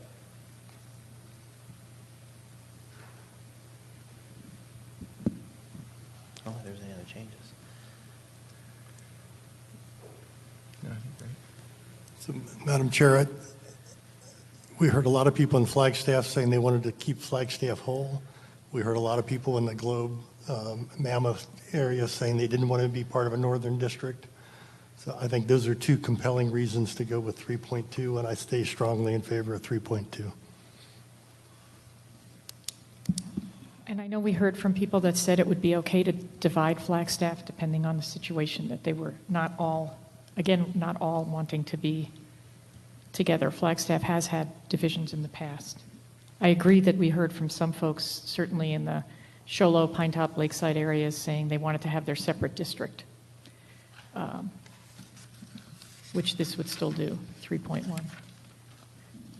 Mark, would you mind also looking at some of the differences in further south? Because those are the north, to see what significant differences we might also have in other areas. The biggest, I think, difference. I was also going to ask before we go there, are any demographic variables going to make a difference for my colleagues as it relates to these decisions, or is that premature? I'm wondering where your heads are with how strongly you feel about this. Do you want to look at demographics now? I mean, that ultimately is going to be important to me as it shapes up. But I'm wondering what you need to make this decision.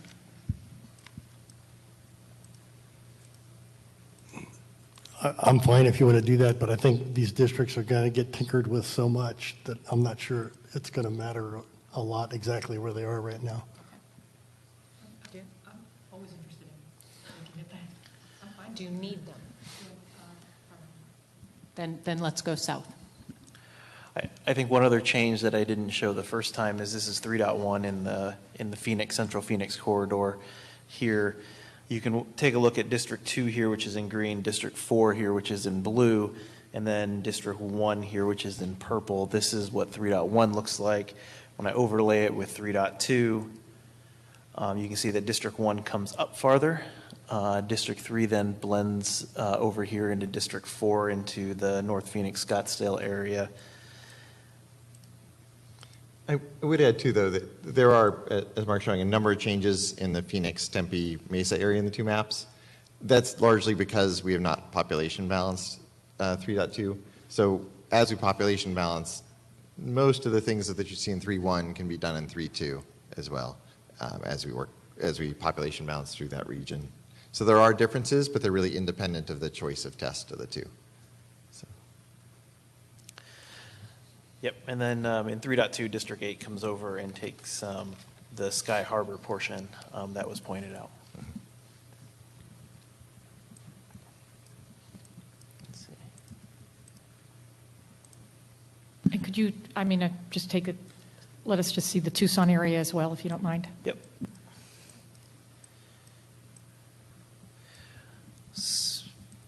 So on the screen here is the Tucson, greater Tucson area for 3.1. 3.2 is overlaid on top of it, and you can see there are some changes here. You can see the red District 20 going into Casas Adobes. If I overlay 3.2 over here, you can see District 17 comes over and takes that red area, and District 16 takes the very edge of the 3.1 District 20. You can also see here the split between District 17 and District 18 in the Tucson area at 3.1, and when I overlay the 3.2 area on it, you can see that District 18 takes a different shape, and now its northern border is the river in Tucson.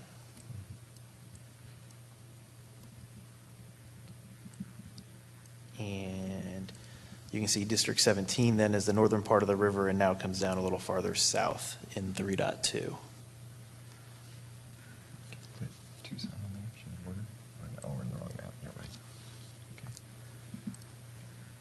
And that is what 3.1 looks like. So you can see District 18, instead of following the river, it's cut off at Grant Road, comes over, and it takes the eastern southern half. This is 3.1. So when I turn on 3.2, you can see when District 17 follows the river, it takes that southern portion down Huntington Road, like that.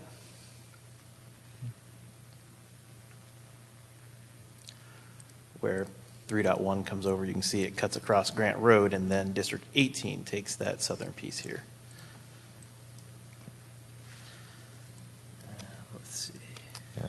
If you've had a chance to look at the spreadsheets, there is a difference in the number of competitive seats for 4 and 3.1 and 6 and 3.2, but that's only because of the balancing that hasn't happened in the Gilbert region. Once that was done, they would both have the same number of competitive seats.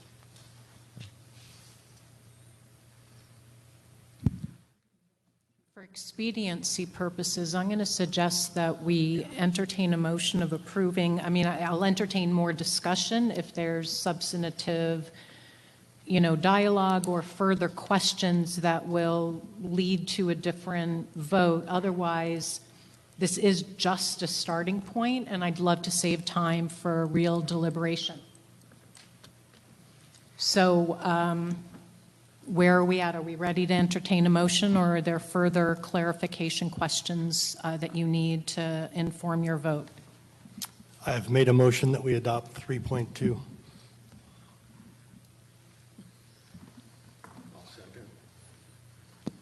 Commissioner York, seconds. Any further discussion? Vice Chair Watchman? No. Commissioner Meal? Yes. Commissioner Lerner? I will just for the record say that we prefer 3.1, but in the spirit of compromise, we will move forward with 3.2. Commissioner York? Aye. Commissioner Newberg is an aye, and with that a 4-1 vote, we will move with 3.2. Thank you.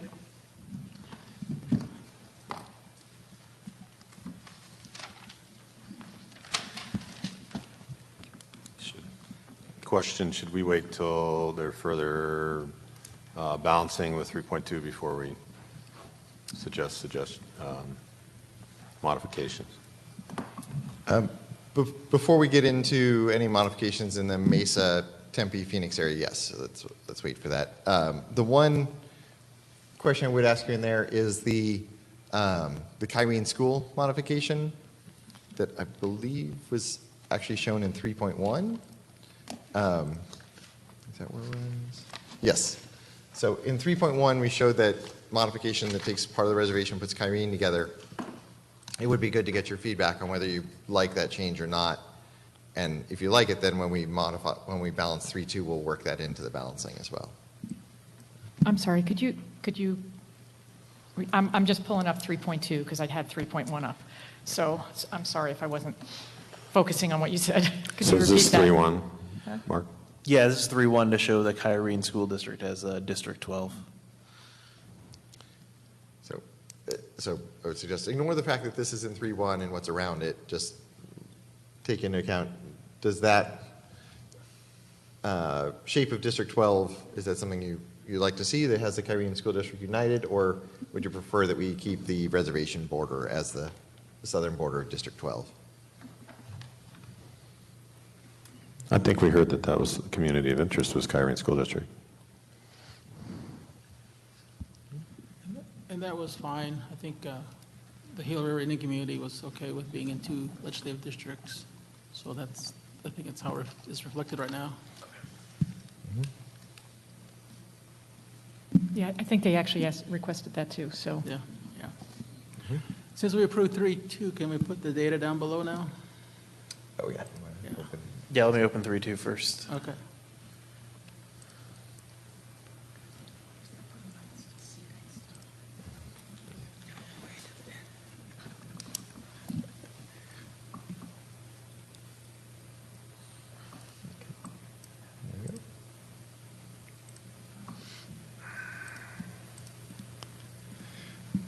So, Commissioner York, to your earlier question, yes, I think other than that Kyrene question, I think we'll balance out the North Phoenix over to Apache Junction, shift of all that population, and come back with that modified map for you, for you to react to. But if you do have direction in other parts of 3.2 that you'd like us to take into account, we're happy to accept that instruction. Now, for example, in the West Valley or in the South, or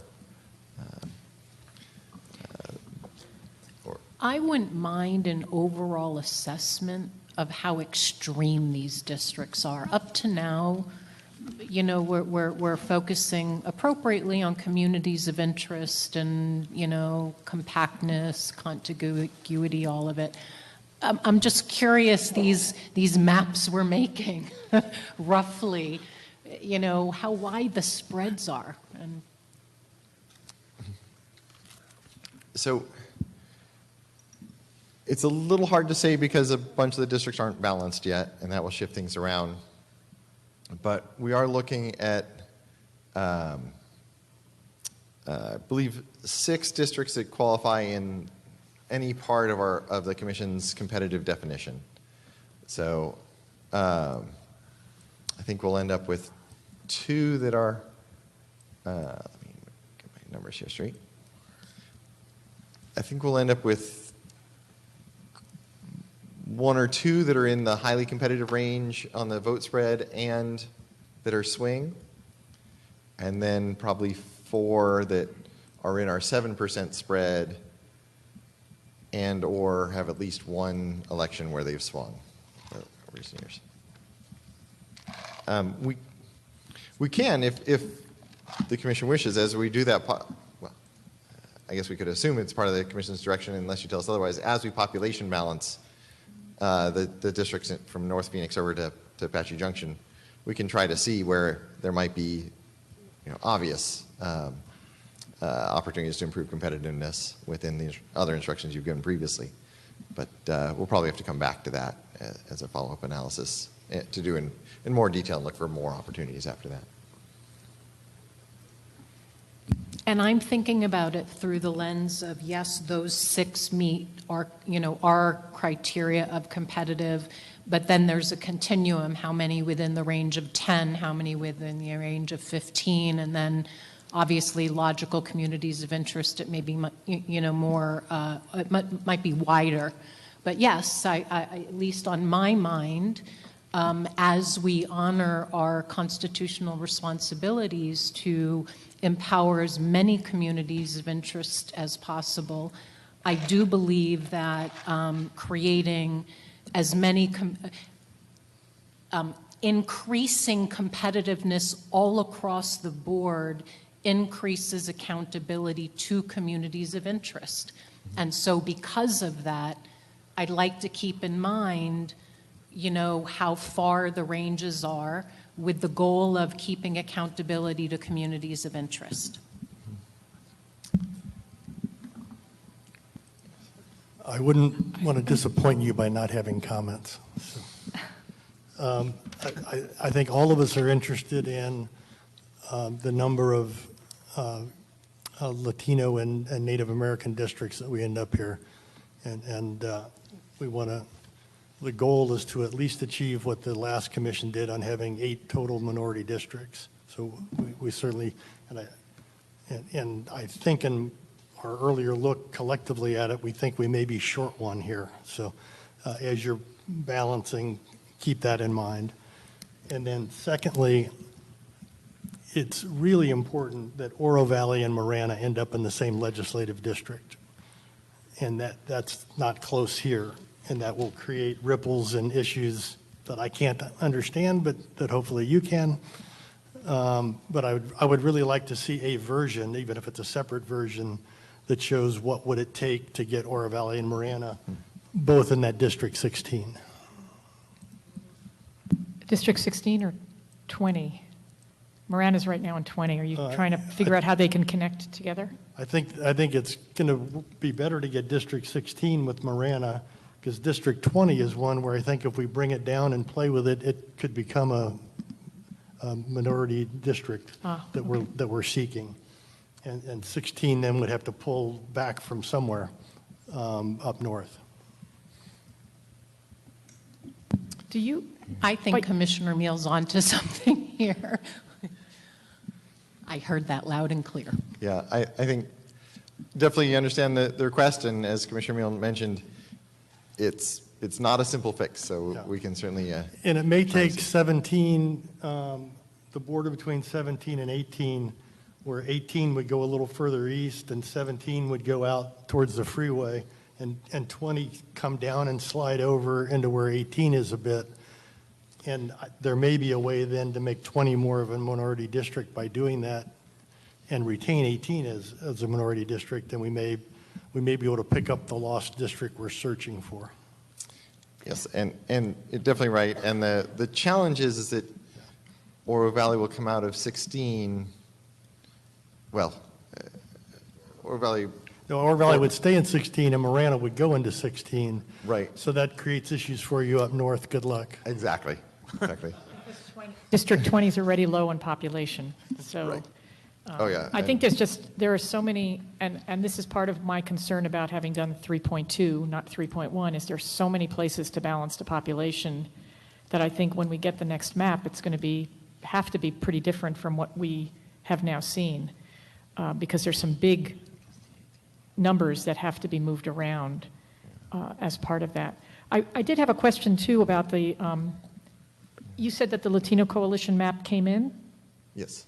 Would it be possible, since we're talking about that, would it be possible to do an overlay just to see what they had for the legislative districts? That would get us thinking on the VRA piece? Or is it not in a form that can be done?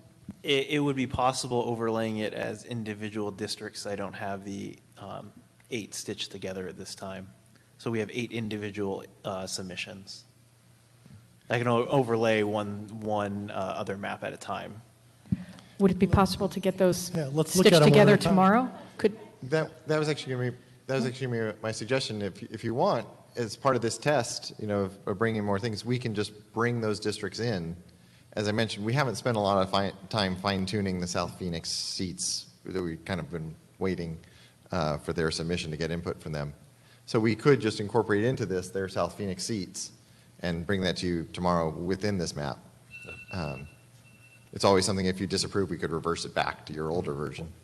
I mean, I don't totally love that, because you're going to be doing all that work just based on their submission without us even looking at it. I mean, maybe we want to just gaze at, give some direction first. I mean, I don't know about you all.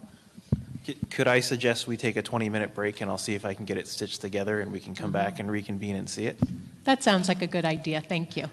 Perfect. Actually, 20-minute break for you guys? Oh, you said 12-minute break? 14. Take it. I'm wondering, staff, if this might be not a good time to go for you. Nope. Okay, we're just taking a recess. 20 minutes would be preferred if we could have that. We'll try to be back as soon as possible.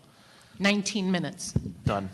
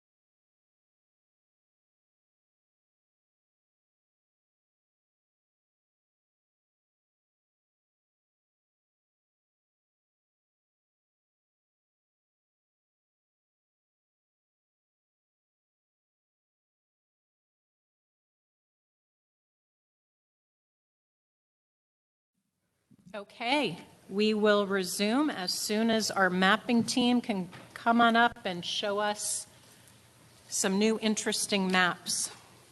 Nice job, Mark. That was faster than 20. Thank you. Yes, that's the motto. It's more like prepare for things to go wrong, and then they usually don't. Don't prepare for it. That's my. So on the screen now is the 8 legislative districts that the AZ Latino Coalition sent over. You can see there for District 6, there's a big southern legislative district. And then at the border of Yuma County, Pima County, and Maricopa County, that's what starts District 5. That goes up through Gila Bend up into the Phoenix region. Do you want to start looking at the Phoenix region or the Tucson region first? Phoenix? Yep, Phoenix. So you can see District 5 comes up pretty much the 84 freeway up here until you get into Buckeye, and then it cuts over and goes down the 10 freeway.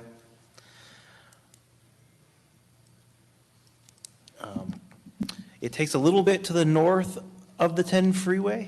If you'll notice up here on the border, it doesn't follow the freeway exactly. And then it ends pretty much at the brand new 202 loop that's in the West Valley that connects the East Valley. 5. The lime green is 5.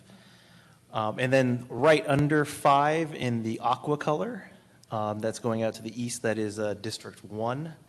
And that's pretty much taking most of South Phoenix. Including downtown Phoenix. As you can see, it cuts up there. It sort of cuts downtown Phoenix in half and goes out to the airport property. And then coming back down, which I think is 143. 143 down to Guadalupe. Yep, exactly. And then it does include the city of Guadalupe. If we go back up to the north, D4 is what is sitting right on top of D5. And that includes Luke Air Force Base, probably the southern half of Glendale, if you want me to turn on the city layer.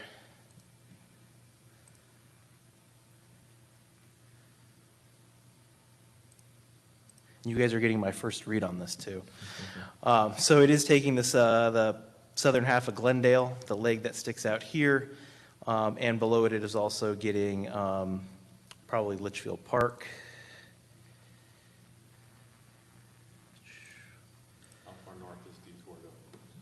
It goes all the way up to Northern Avenue is the top border there.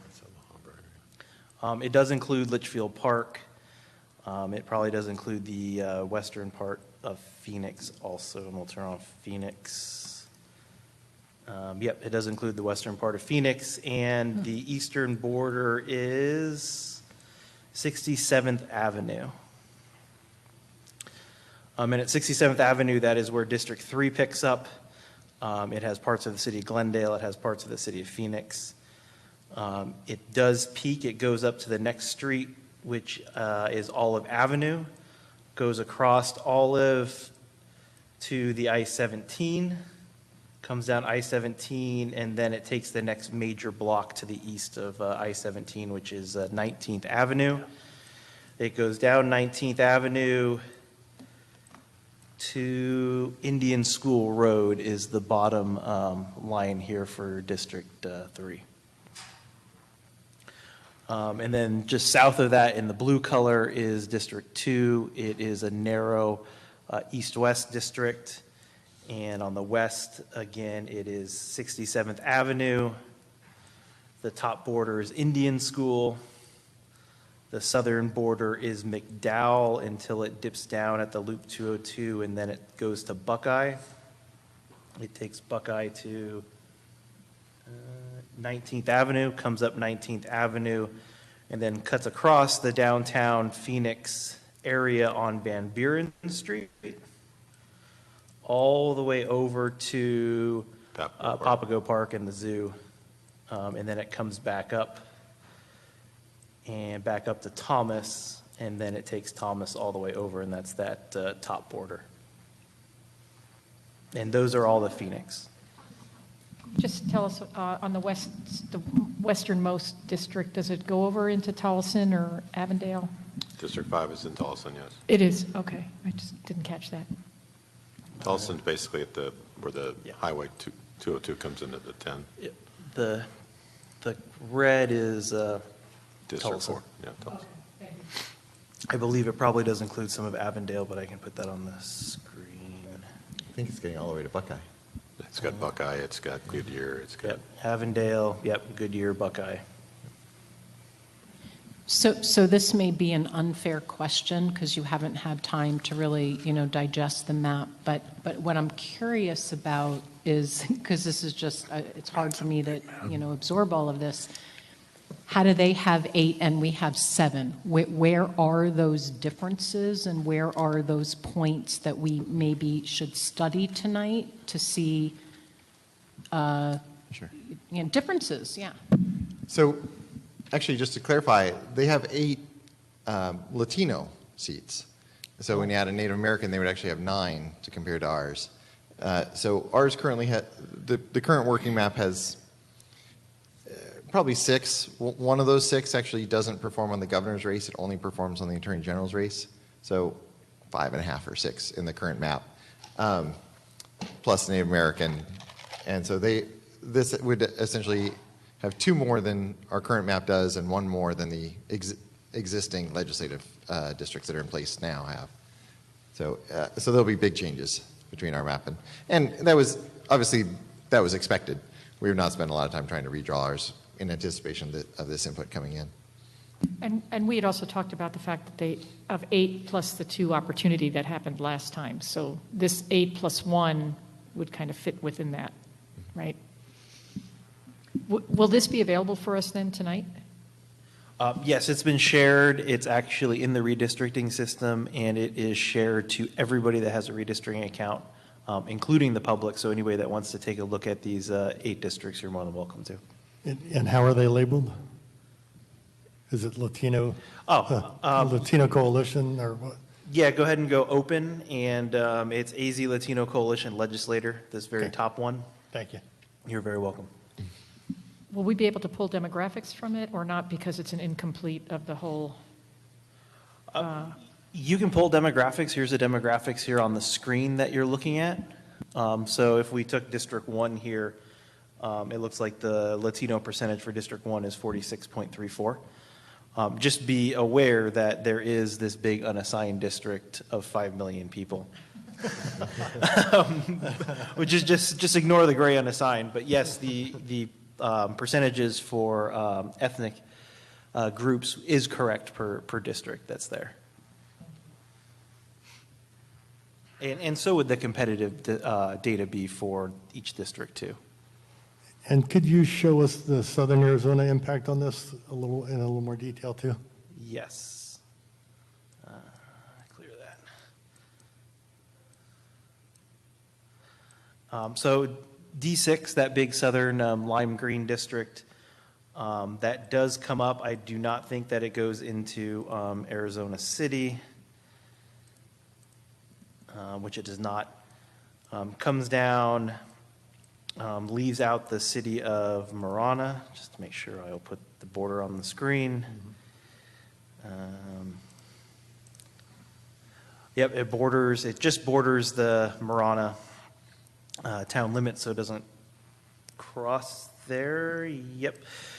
It does cross the I-10 freeway, it looks like in the River Road area that's down here.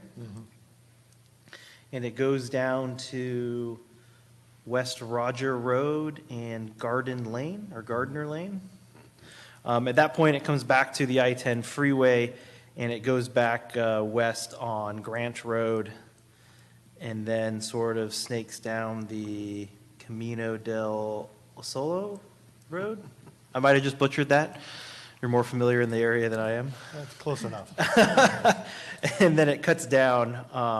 But what you will notice that it sort of has a D7 in the middle here. So this is D7. And it comes across, it takes in Ajo Highway, which is, I think, State Route 86. It comes across I-19 over to Tucson Boulevard. Hold on, let me turn some of this stuff off. There we go, I can read it better. Yep, up Tucson Boulevard and then back up to the north and sort of takes the city core of South Tucson and Tucson up to the north till it ends at Roger Road. So on the map I've asked for, just the additional version to look at that would have Marana and Oro Valley together, I think there's actually things that we can learn from this map that would help us with that. So I would encourage you to achieve the map I've asked for, to take a look at this and see how much of it you can incorporate in. I don't think it comes in whole cloth, but I think there's some good things that actually combine this with what I was asking for. And then the last district, District 8, you can see over here comes out Davis-Monthan Air Force Base is included in that. It goes out to the east, crosses the I-10 freeway, goes south. Saharita is included in District 8, goes down. Green Valley is included in their District 8, and it continues to go south all the way down to Nogales, out to Patagonia, and out to Eaglin, out to the east. And then it's... For my requested version map, don't take it all the way out to the east there. So I'm not too fond of that one, but... And then it slowly goes around Sierra Vista and out to the New Mexico border. Well, I think the reason it's going all the way over there is that you've got Douglas over there, which is a very high, yeah, you know why. Okay. And that would be all 8 of the districts they submitted. When you incorporate this all in, then you'll just renumber them as they would fit into our system, and so we can kind of see how it all fits together, right? That's... Well, that is what we're looking for, is direction in terms of how much of this we would like to see us incorporate in as we draw the next version. Commissioner Meal talked about in the city of Tucson, trying to incorporate that. Yeah, well, I'm just kind of struggling with the populations. The LDs are supposed to have roughly how many people? 200, I thought. 240. I can grab that, hold on. 238, 384. I have it in big print on my paper. Yeah, well, I can see it over here, but this map said quite a bit more in some and quite a bit less in others.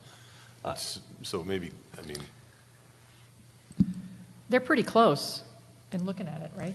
The numbers aren't too yeah. far off. They're not exact, but they're pretty close. Okay. Just the challenge of importing this quickly, the target deviation and target deviation percentage it's calculating are off the congressional map. So we'll fix that. So, okay. Yeah. They're not actually 75% short. They're very close to balance. Okay. So I guess that would be my question is, could we, if it's okay with everybody, can we see if we can have these incorporated into map 3.2? Version of that, yeah. That version of 3.2, put these in there, and then we can work, including Commissioner Meal's request on Oro Valley and Marana, and then see how those look? Yeah, and that may be several different versions. That doesn't necessarily mean that that's just one. You may have 2 or 3 ways of wanting to look at it that you'd want to show us. You have population balance in Maricopa County, yeah? I reset the target deviation to be the correct deviation.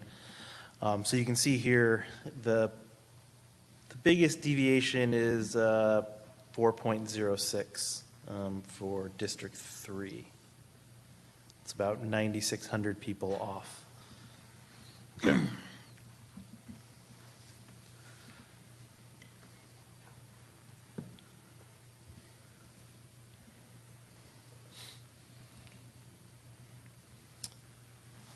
So yes, so that it sounds like consensus. Am I correct that we should incorporate these in and see how the impact as we fit them into the rest of 3.2? And I would encourage you that if you might want to do one version where you totally incorporate them in, and then do another version where you take a lot of what they have, but not necessarily all of it, and try to incorporate it with other things you think that work well. Because they get to 8 minority districts, right? Yeah. And, I mean, plus the Native Americans, so I mean, we're striving to get to 8, which is what we currently have. So this would actually be 9. Right, no, exactly. So I guess that's what I'm saying. Along Commissioner Meals' comment, I'm happy to go along with, drawing what may, happen, incorporating all of their feedback, but more importantly, I'm interested in how that feedback can help us accomplish our goal and fit in with our larger vision. And so I know that does, give you some responsibility in playing around with the iterations of the maps, but we've created a vision, and I don't want that map to drive, the larger decisions, emanating outwards. But I'm open to 2 maps where we go with the full, Latino group and see what plays out. And if it's wonderful, then hey, that's great. Mm-hmm. And it is notable to the earlier discussion about the congressional map too. It's worth noting these 8 districts drawn. Doing a quick count, 1, 2, 3, 4. 6 of them are not 50% Latino. So the question about District 7 and can we get to 50%? Well, it's more about do they perform and are they effective than it is hitting that magic number, because here's 8 presumably effective districts coming from the coalition that are 6 of which are not at 50%, but they all perform and hit our benchmarks. Yeah, so of the Latino legislative districts that they submitted, how many of them reach the 50% threshold? Two. Yeah. Number 2 and number 7, Okay. or number 6, I'm sorry. Yeah. I Number think we're 7 going to find is that there's a within lot of reason we don't need to worry about getting all the way to 50% as long as it performs under all these tests. But we'll hear from our esteemed council tomorrow more on that. Well, especially when our aim is to be empowering the Latino community to the greatest extent possible. So we'll see what we can do. And there's some others that are very close Yeah. to that as well. So they're certainly within range. You have one which is 0.6 off. But it would be interesting just to kind of, I think, to me, it would be interesting, and I'm all for kind of seeing how they work together. That's why I was curious on the overlay, and having 2 maps, or at least 2 maps tomorrow, one with them and one which incorporates some of the other things that we've been talking about, and seeing how that all fits together. And then I'm not sure of the other one, the second map.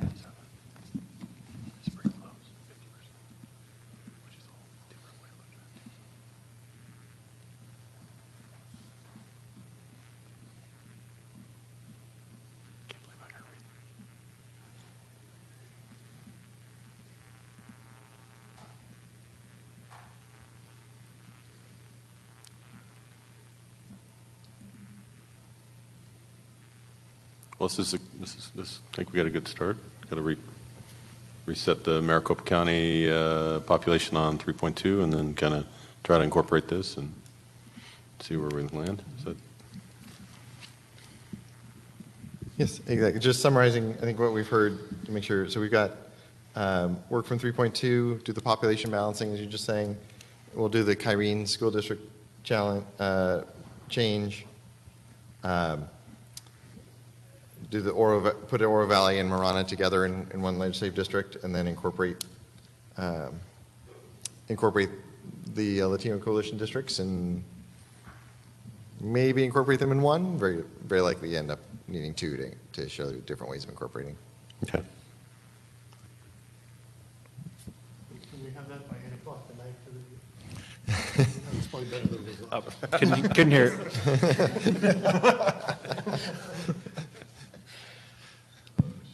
Okay. Anything else that would be helpful for you just in terms of decision making and helping you have focus? I do have a question on 3.2. We had the north and south district in Phoenix following the river. Tucson you're showing. Tucson, sorry. Is that something that you guys want to continue incorporating? I know this isn't 3.2, but following the river, I can bring it up. I think I think that makes sense. Yeah, I think that's excellent. That's one of the things I liked about 3.2 is the way that was shown, the difference. And if anything, District 17, if 18 had to push over to the east a little in order to get more stuff working for 20 on the west, or whatever those districts end up being, if 17 had to give up something in the inner city and go out a little farther to the freeway past Casas Adobes, that probably would be an improvement. Okay, so that's keeping the river sort of as the boundary. Yes. Okay. And that's going to be a swing district. That's going to be a toss-up district, or one way or the other. Yeah, so it'll be one of the very competitive districts. Which district again? Could you give me the number again? I'm sorry. D17. 17, thank you. North of the river. So is that one, though, where are we taking Casas Adobes, leaving it there, or are we putting that with Oro Valley? Because I seem to remember that they wanted to be together. At this point, we're leaving it where it is. But that might change at some point. Yeah. 'Cause I kind of think we're remember going to that- have a bunch of different things to look at. Yeah, I remember the discussion, and I thought that they were interested in being further north with that district. But I want to remind my colleagues that at some point, we're allowed to vote to lock things in. And I'm not suggesting we do it today, but tomorrow is Tuesday. And I'm just saying that I'm starting to begin to hear some consensus of general issues, and just if there are, even just tiny little areas without the broader picture, just bringing that out there as an option for not today.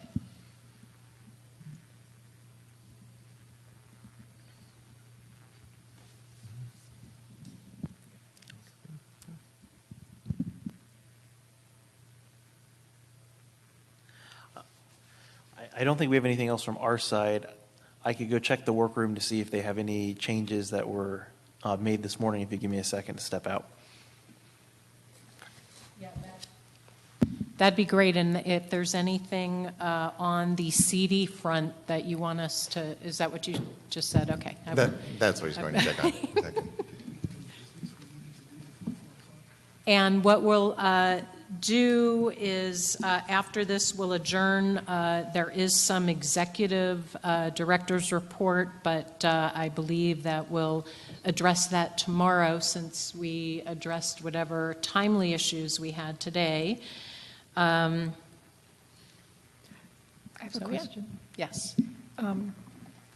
In terms of the racially polarized data, when is it a good time to start bringing those in? Now that we're looking at the legislative map, should we be looking at those in the counties? Should we, at some point, we need to start bringing that information in as we're starting to narrow down our focus. Yeah, I would just note, for legal talks here, that we are using that data. Each time we check those citizen voting age population numbers and the Attorney General's race and the governor's race, the reason we're checking those is to ensure we're meeting those polarized voting target numbers. And do we have those for each county? Like I'm looking over here at, because I'm just getting familiar with map 3.2, so, but I'm looking and we have Cochise County as pretty much almost its own district right there. So do we have some of those other counties? Are we able to look at that? Or you're going to look at every legislative district and kind of run those numbers? Is that what you're saying? So the nice thing of using the benchmark elections, the governor's race and attorney general's race, is that those incorporate into them the dynamics of each county. So those reflect the changing crossover as we go from county to county. So I don't know if legal has anything to add to that as well. I mean, I would just add a couple of things. One is we have obviously seen some of the polarized data at the county level, at least for some counties in Arizona, through Lisa Hanley's presentations. I think we will be ready to do a district-by-district analysis. We have a meeting actually with our experts at 6 a.m. tomorrow to finalize that, but it looks like we'll be ready to do that tomorrow, and then we can provide that kind of information at the district level. Great, thank you. So they are working very hard in the workroom. They still have a little bit more to go, so we're not ready. We don't have anything to show you right this second on congressional districts.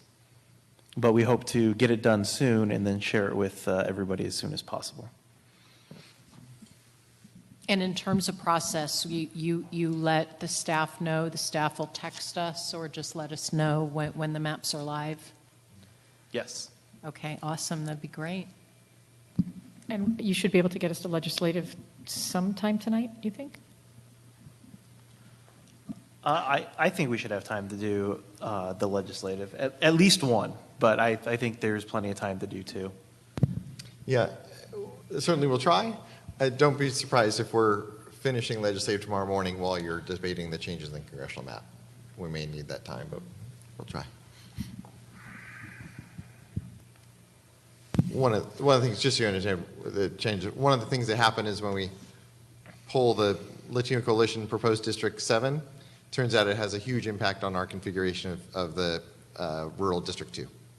And so we've got to go back and revisit how we implement that while minimizing that district, which we already have tons of direction and commission guidance on. So those are the complications as everything ripples around, but they're working through it.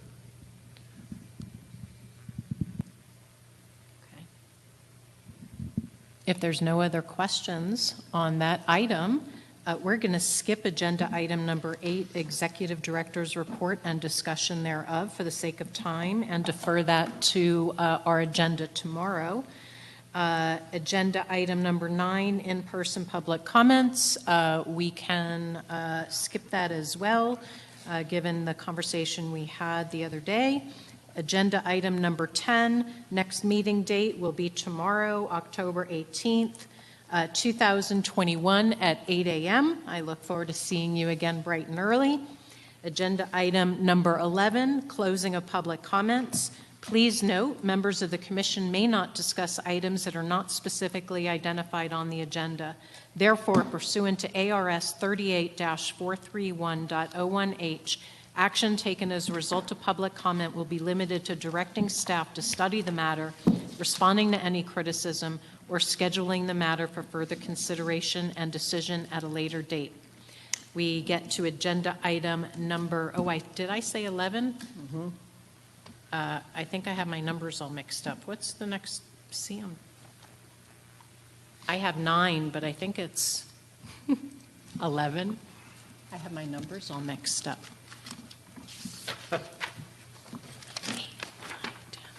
It's agenda number 12, adjournment. I will take a vote. Vice Chair Watchman. Aye. Commissioner Meal. Aye. Commissioner Lerner. Aye. Commissioner York. That's an aye. Commissioner Newberg is an aye. With that, we adjourn. I'll see you tomorrow morning at 8.